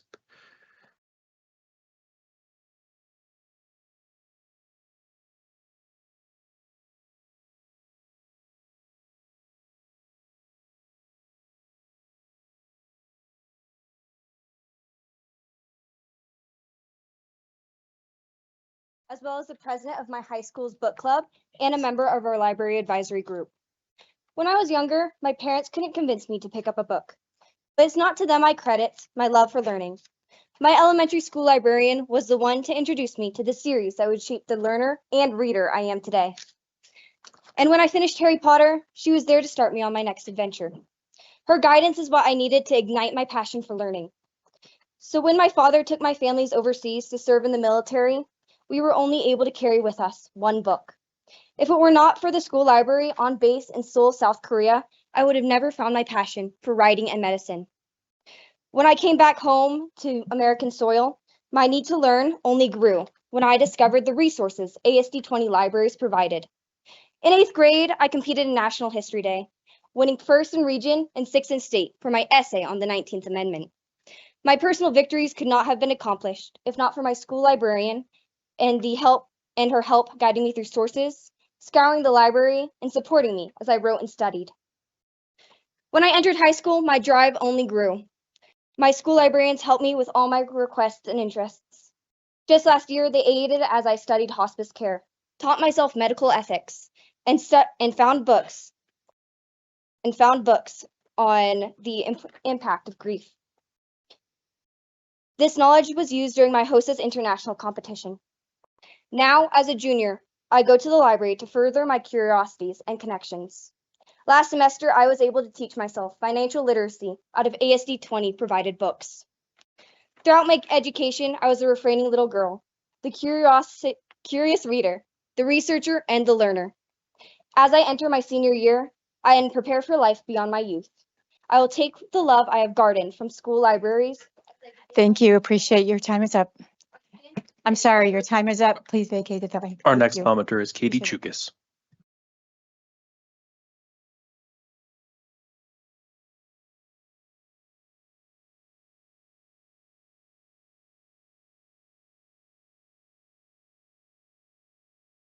Bless you. My name is Catherine Chukis. I live in the district. I'm an Air Academy High School parent, and I wish I could yield my time for her last sentence. A few agenda items to comment for 10F.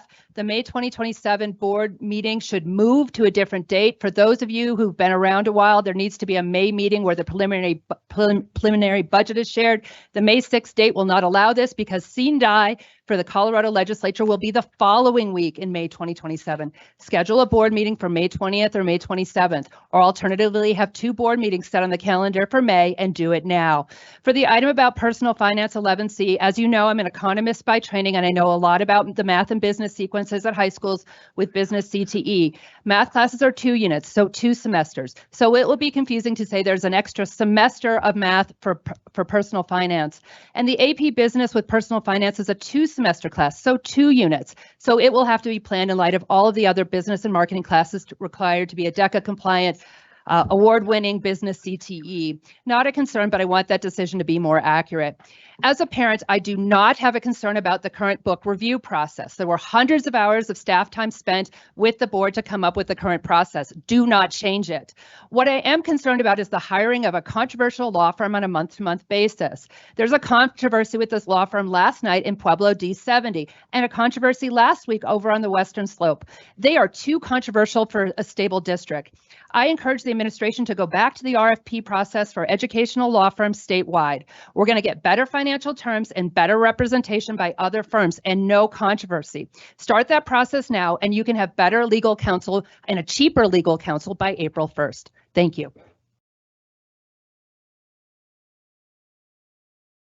All right, governance process policy 4.6, board officers roles. Comments? I'll bring them up.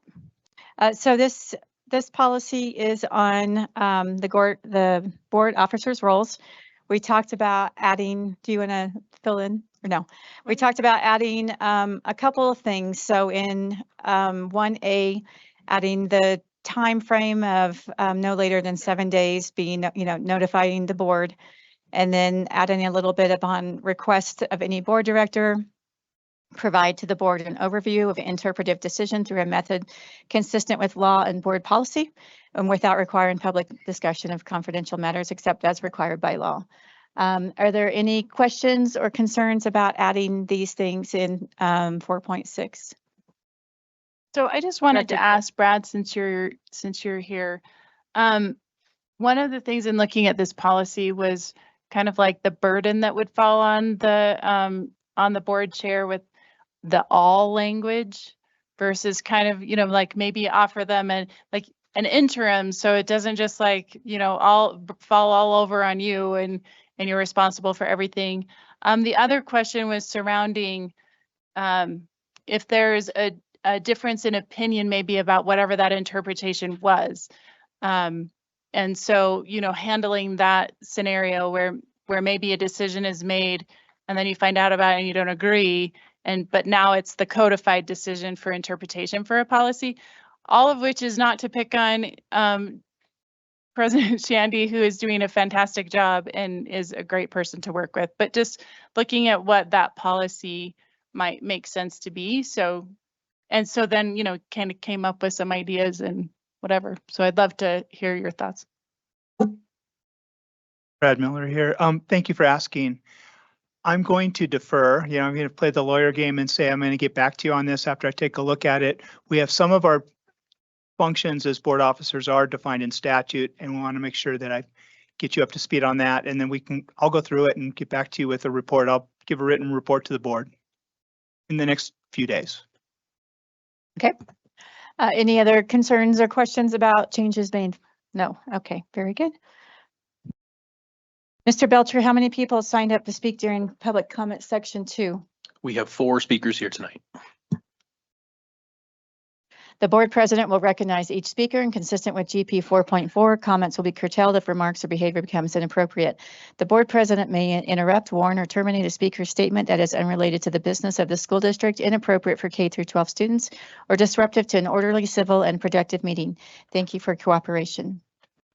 Our first commenter is William Savell, who intends to read from a book housed within District 20 school libraries. The book is titled Bruja Born and is located in the library at Liberty High School. It's not rated as young adult, so the comment may proceed, and Brett Dayberry is on deck for our next comment.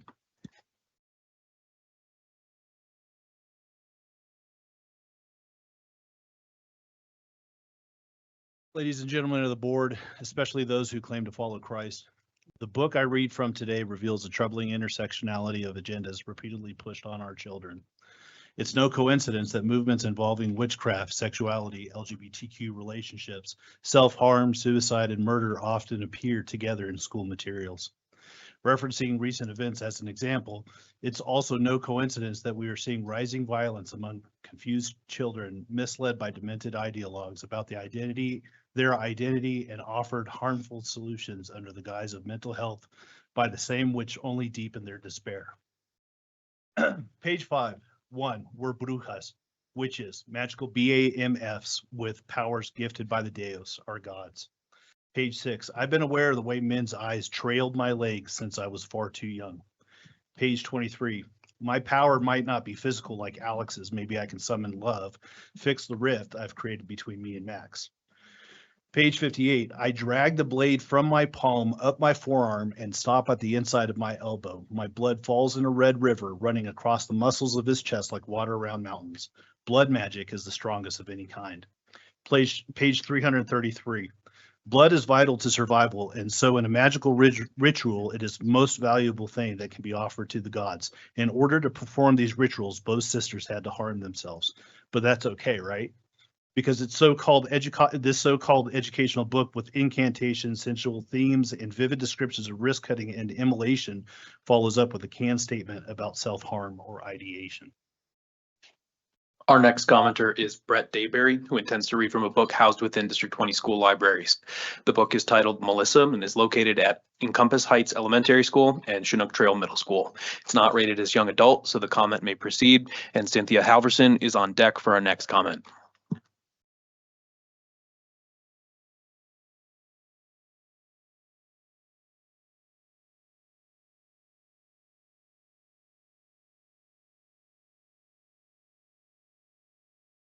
It'll start when you start. Oh, I see what you're saying.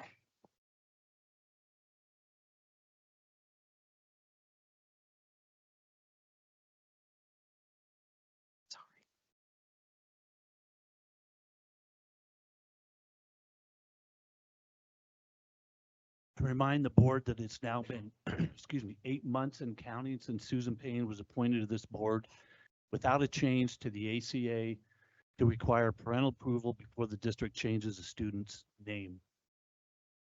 On topic here, I heard it said recently, the trans movement will go down as the most deranged form of mass hysteria that human civilization has ever seen. We should make sure that history accurately records who went along with it and who had the courage to stand against it. I'll be reading from Melissa. This book is found in 10 schools in the district, one of them being Encompass Heights Elementary School. Yes, elementary school, kids 4 to 11. I just handed out to each of the board members pictures of the kids from their website. As I read these passages, I want you to stare at this picture and ask yourself, why in God's name are we doing this to our innocent children? George hated the boys' bathroom. She hated the smell of pee. When boys were in there, they liked to talk about what was between their legs. You're a boy. I mean, you have a you-know-what, right? Yeah, but still don't feel like a boy. You could get a bunch of different surgeries if you wanted. This is called transitioning. She tried not to think about what was between her legs, but there it was, bobbing in front of her. Melissa took down her own underwear, stepped into Kelly's, and pulled it up her skirt. If you think you're a girl, then I think you're a girl too. Oh boy. What she had between her legs was nobody's business but hers and her boyfriend's. Time is up. Thank you. Our next commenter intends to read from a book labeled as young adult content and has followed the process outlined in GP 4.4 and the public comment sign up form. The book is titled A Court of Thorns and Roses and is located at in the libraries at Rampart, Liberty, and Pine Creek High School. Before this comment begins, we want to allow for students that do not wish to hear potentially adult or sensitive content the opportunity to turn off the stream or leave the room. Our next commenter is Cynthia Halverson, and I will give you a signal when we've waited for approximately 30 seconds for those wishing to leave or turn off the stream. As a note, while we wait, Bernadette Guthrie is next on deck.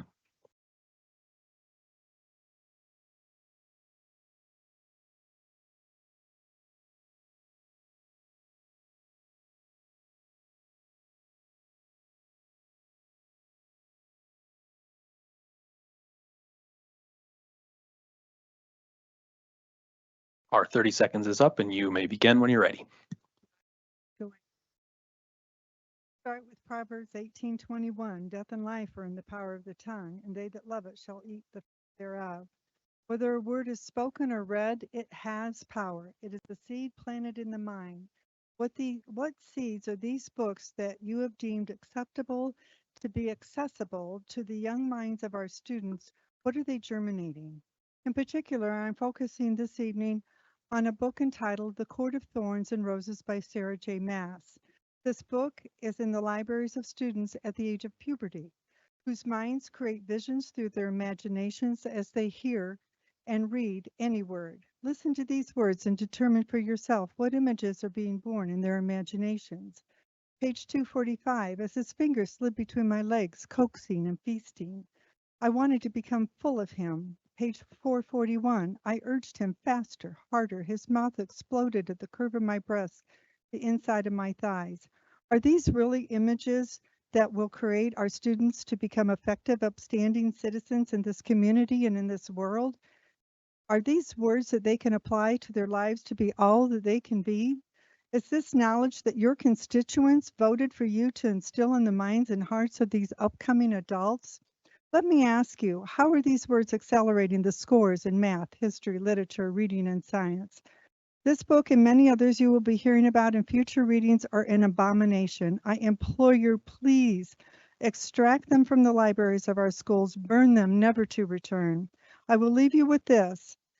If our entire universe was created with a word, if a man was raised from the dead with a word, the blind was given sight with a word, how powerful do you think these words that you just heard are? Will they bring life or death to those that read and hear them? Thank you. Our next commenter is Bernadette Guthrie. This is our final comment of the evening.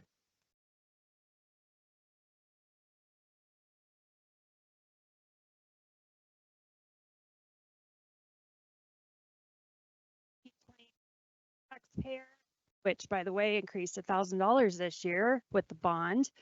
Before anything else, I do need to acknowledge what happened earlier. A student waited over 3 hours to speak. In all of my years attending board meetings, I have never seen a board president deny a student the opportunity to finish. What message does it send to students that their voices don't matter? Like, this is why you're here.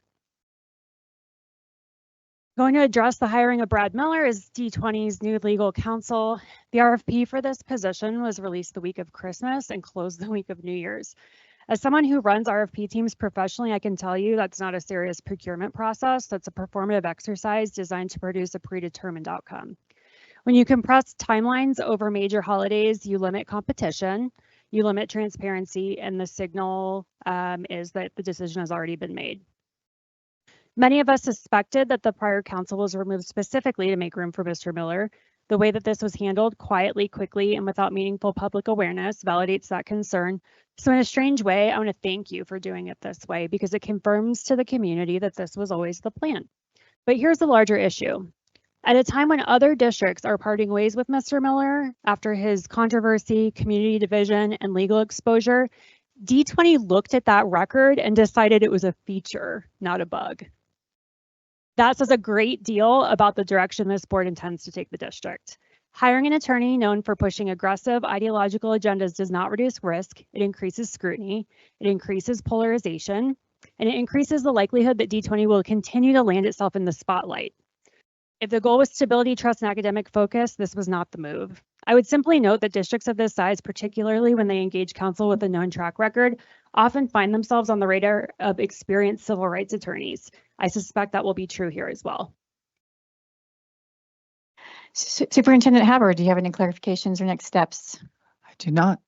Was our business this evening focused on activities that promote and honor our mission statement, our belief statements, and our global end statement that reminds us that all students will have the knowledge, skills, and character necessary for a successful transition to the next level, and upon graduation will be fully prepared for success? Did the board hear information tonight that would require a review or revision of a policy? Director Waldrop. Yeah, maybe just take a look again at that book challenge policy. I think there are probably some nuances, things that might be able to tweak a little bit on that. Okay. Did the board hear information tonight that would require a new policy? Did the board hear information tonight that the board would like to include on a future agenda? All right, there are 27 people attending on the live stream. This meeting is adjourned.